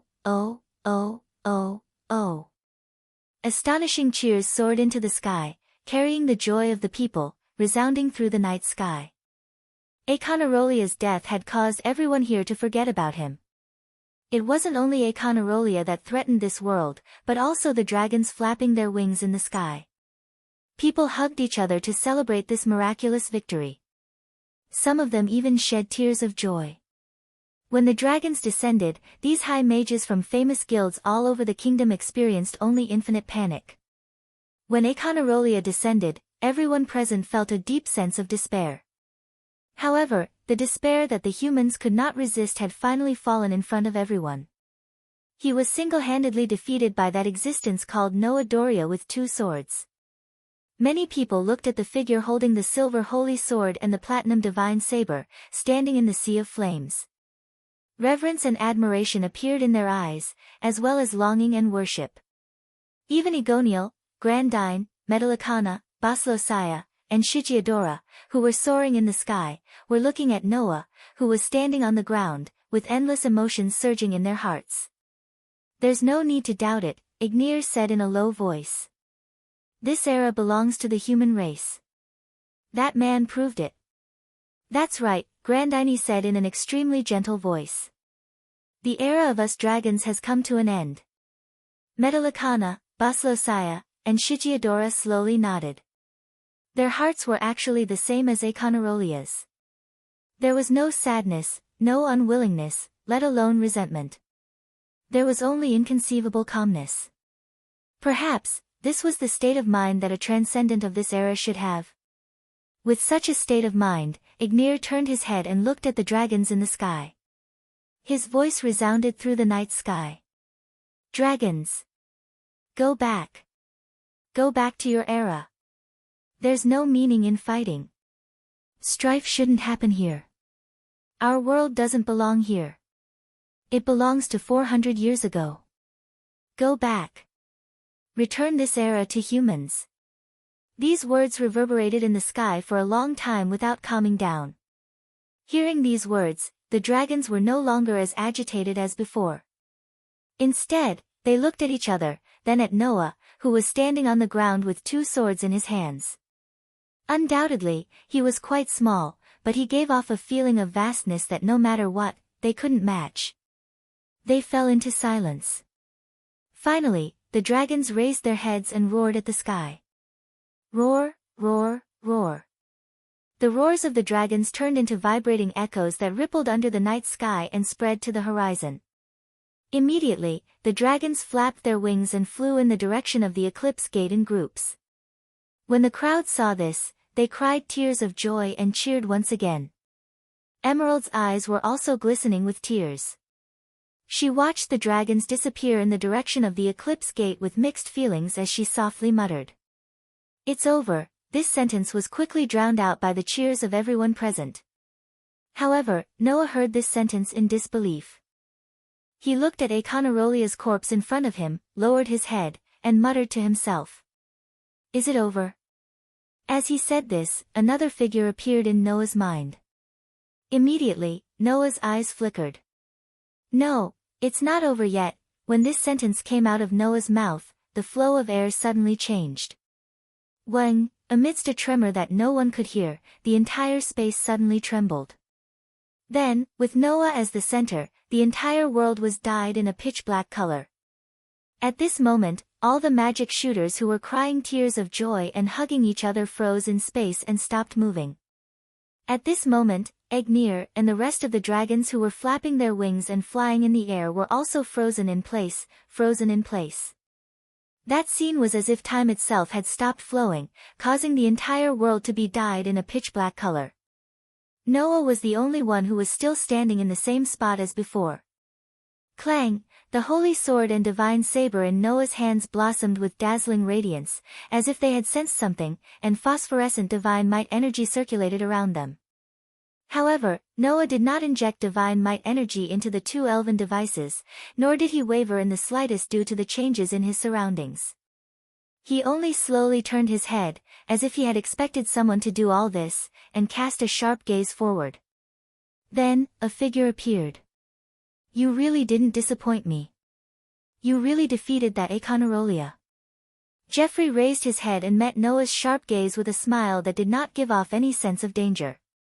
"That's an opponent that even I find a little troublesome. Even I can't kill him." "Of course, Aconarolia can't kill me either." "Is that so?" Noah said calmly. "So, you think I can't kill you, so you came to me like this?" "No, it should be the opposite." The smile on Jeffrey's face became tired. "I came to ask you to kill me." Chapter 1732. I'm here to ask you to kill me. Noah fell silent when he heard those words from the fatigued Jerv. Noah's understanding of Jerv had already increased when he obtained the lumen starlight. In the past, Noah's understanding of Jerv had stopped at the level of the most vicious and evil dark mage in history. Apart from that, Noah didn't have any other impression of Jerv. It wasn't until Makarov entrusted him with the lumen starlight that Noah had a whole new understanding of Jerv. The man in front of him was just a pitiful person. He was a pitiful person who tried to die, and his abilities were so great that they involved the realm of God. In the end, he was cursed by God and obtained an immortal body. The curse that would take away the lives of the people around him the more he cherished his life was too cruel for a person. Noah felt that if he were in Jerv's shoes, he would definitely want to die. After all, instead of continuously taking the lives of the innocent people around him, and even the lives of those he cherished, it would be better to just die. Of course, Noah was much luckier than Jerv as he had a physique that would definitely not be cursed. Even God wouldn't be able to impose any curse on Noah, who had transcended the realm of humans and was doted on by thousands of worlds. Unfortunately, Jerv wasn't Noah, and wasn't doted on by the world. It would be better to say that Jerv was abandoned by the world because he was involved in the realm of God as a human, and could no longer integrate into this era. Some people said that ignorance was a sin. However, sometimes, it was also a sin if one's knowledge and talent were too outstanding. Jerv's existence proved that point. However, Noah definitely wouldn't choose to die like Jerv. Hence, Noah only had one kind of emotion towards Jerv. It wasn't sympathy, pity, sarcasm, or mockery. Instead, he was more or less angry. Under the control of his emotions, Noah's gaze on Jerv became sharper and sharper, and he abruptly asked this question. He suddenly asked, "It has been almost 400 years since you were called the most vicious and evil dark mage in history, right?" "Yes, I have indeed lived for 400 years, and belong to the same era as the dragons," Jerv answered honestly after being stunned for a moment. "So, I don't belong to this era, either. Just like Akonarolia, I should disappear with the change of era. Just because of this, you're going to borrow my hand?" Noah sneered. "Do you think I'll agree to that kind of thing?" "You're not going to agree." Jerv frowned and asked in confusion. "Why? Don't you see me as an evil dark mage? The crimes that he had committed up until now could be counted as innumerable, right? You shouldn't mind killing me, right?" "I won't mind killing you," Noah said indifferently. "But, don't you think that's letting you off too easily?" "Letting me off too easily?" Jerv was taken aback. "What do you mean? You've said it yourself. You've committed countless sins so far. Not only did you leave behind forbidden spells like System R that cost lives, but you've also created many demons that directly and indirectly took away the future and happiness of so many people," Noah said word by word as he stared at Jerv. "You've committed so many sins and left behind so much evil, and now you want to die. How can it be that easy?"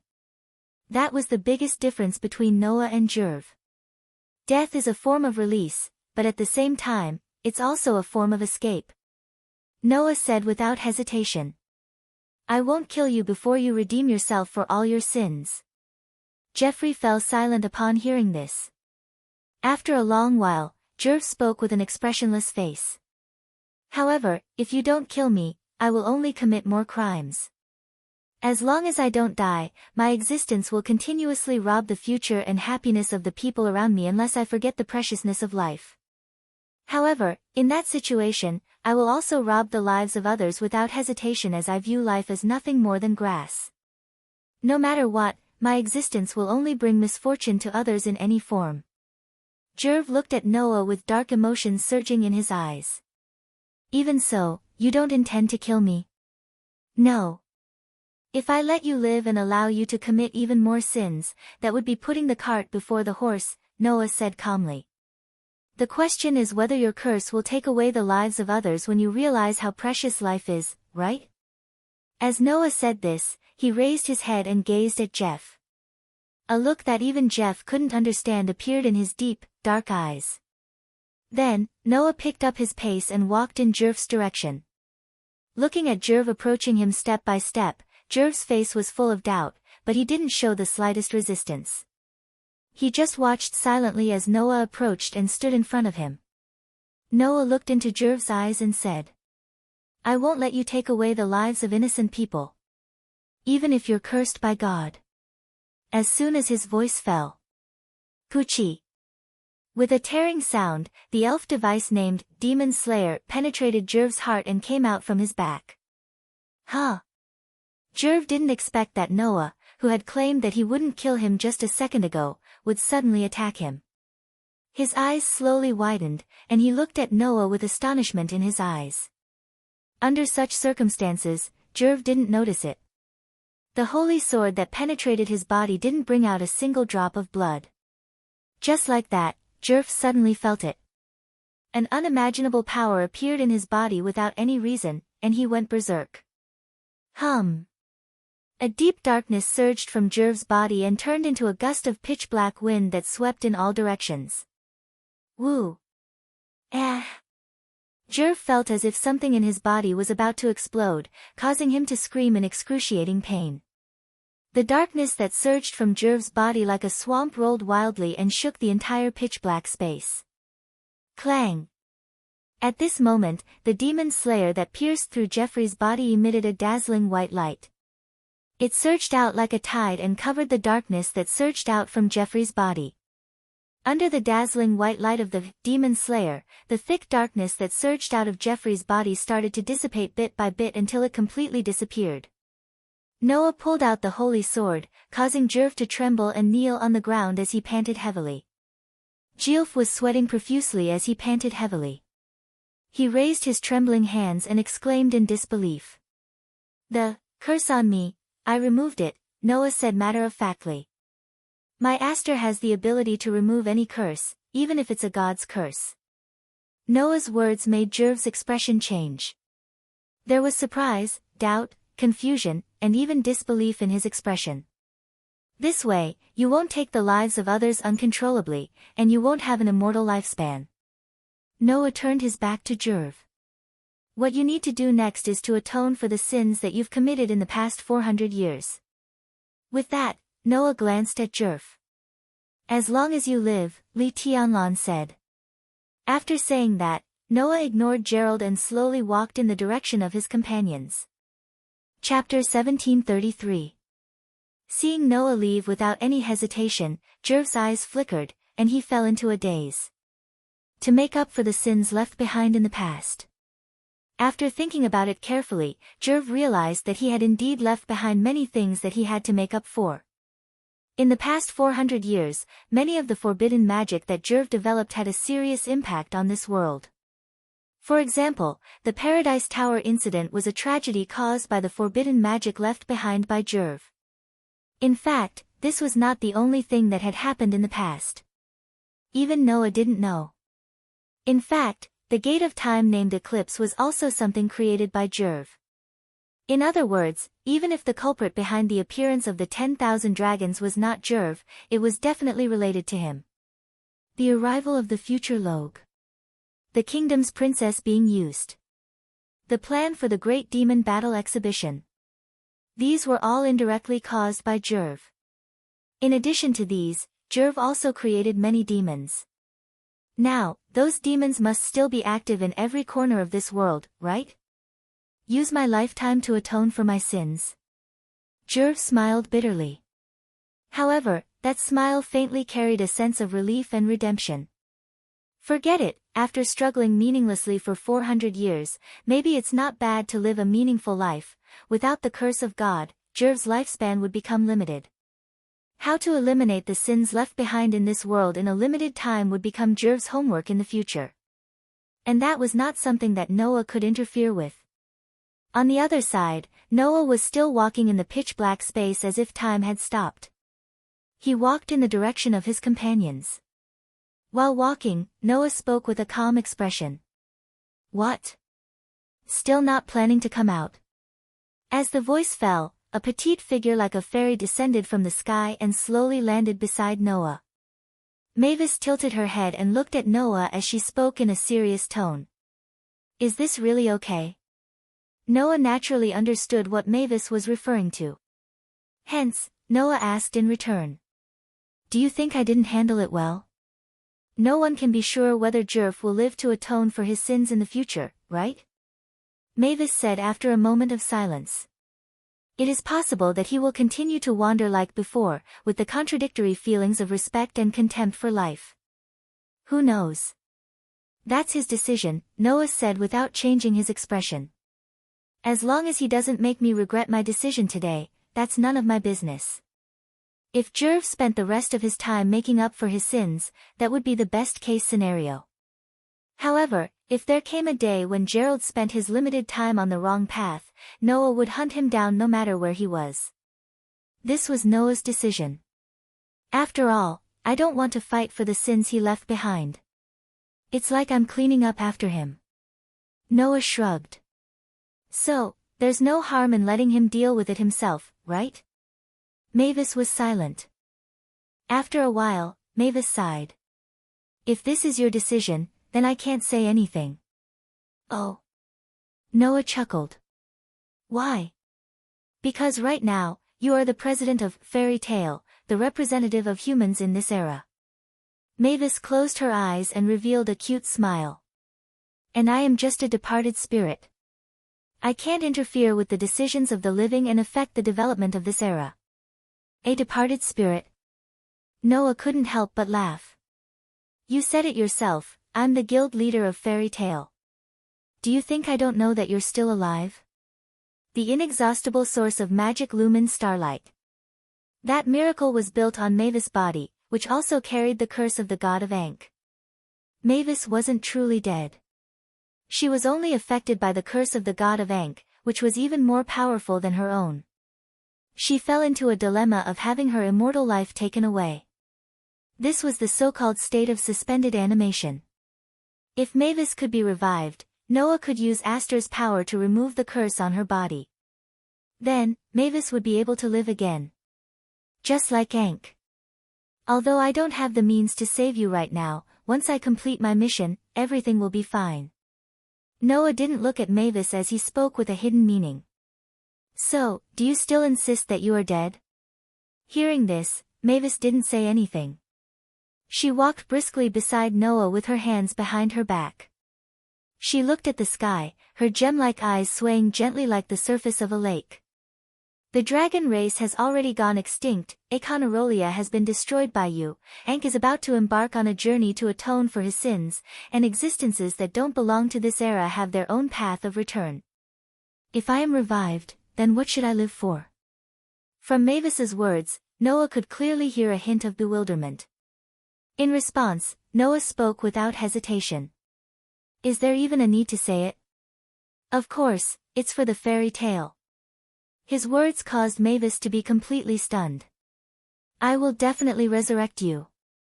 Noah faintly smiled at Mavis, who was staring blankly at him. When the time comes, you will join my guild and live for my guild. Noah's words made Mavis' gem-like eyes shine with a peculiar light. Shortly after, Mavis smiled happily. Yes. The instant Mavis nodded, the pitch-black luster in the surrounding space began to fade away. Time resumed its flow. The sea of fire that had filled the entire Clocassi had gradually extinguished at some point. In the square, the group of high mages raised their heads and looked at the sky. Over there, led by Ignil, Grandini, Metallicana, Basilosaya, and Shigiadora, the dragons floated in the air. They lowered their heads and looked at their children in silence. Gadjalu, Wendy, Sting, and Rog were also looking at their adoptive parents flying in the sky. For a moment, all sorts of feelings welled up in their hearts, and they didn't know what to say. Naz was the only one who kept yelling at Igunal. Ignir! Hurry up and explain yourself. Why did you come out of my body? You are so noisy, Naz. Naz! Igunir roared helplessly, as if he was humiliated. Can't you be any quieter at this time? Who cares what time it is? The more Naz spoke, the angrier he got. I have been looking for you. But you hid in my body. You are too much. That's right. Wendy said with tears in her eyes, feeling wronged. I have also been looking for you, Grandini. I'm sorry, Wendy, Grandini said apologetically. We had no choice. If we didn't hide in your bodies, we wouldn't have been able to extend our lives. Extend our lives? Wendy was startled. Not to mention Wendy, even Naz, Gadjalu, Sting, Roger, and the others opened their eyes wide, and their expressions were completely frozen on the spot. Gadjalu couldn't help but step forward and shout at Metallicana. What is the meaning of this? Metallicana didn't say anything. Instead, he turned his head and looked at Noah beside him before he spoke in a deep voice. I think you should have discovered our state, right? Hearing Metallicana's words, everyone's gazes converged on Noah. Under everyone's gaze, Noah was silent for a while. After a while, he cast his gaze on the group of dragons. Although I don't know what's going on, I can feel that the life aura in your bodies is constantly draining away. If this continues, you might disappear soon, right? Naz and the others were shocked and stood there in a daze.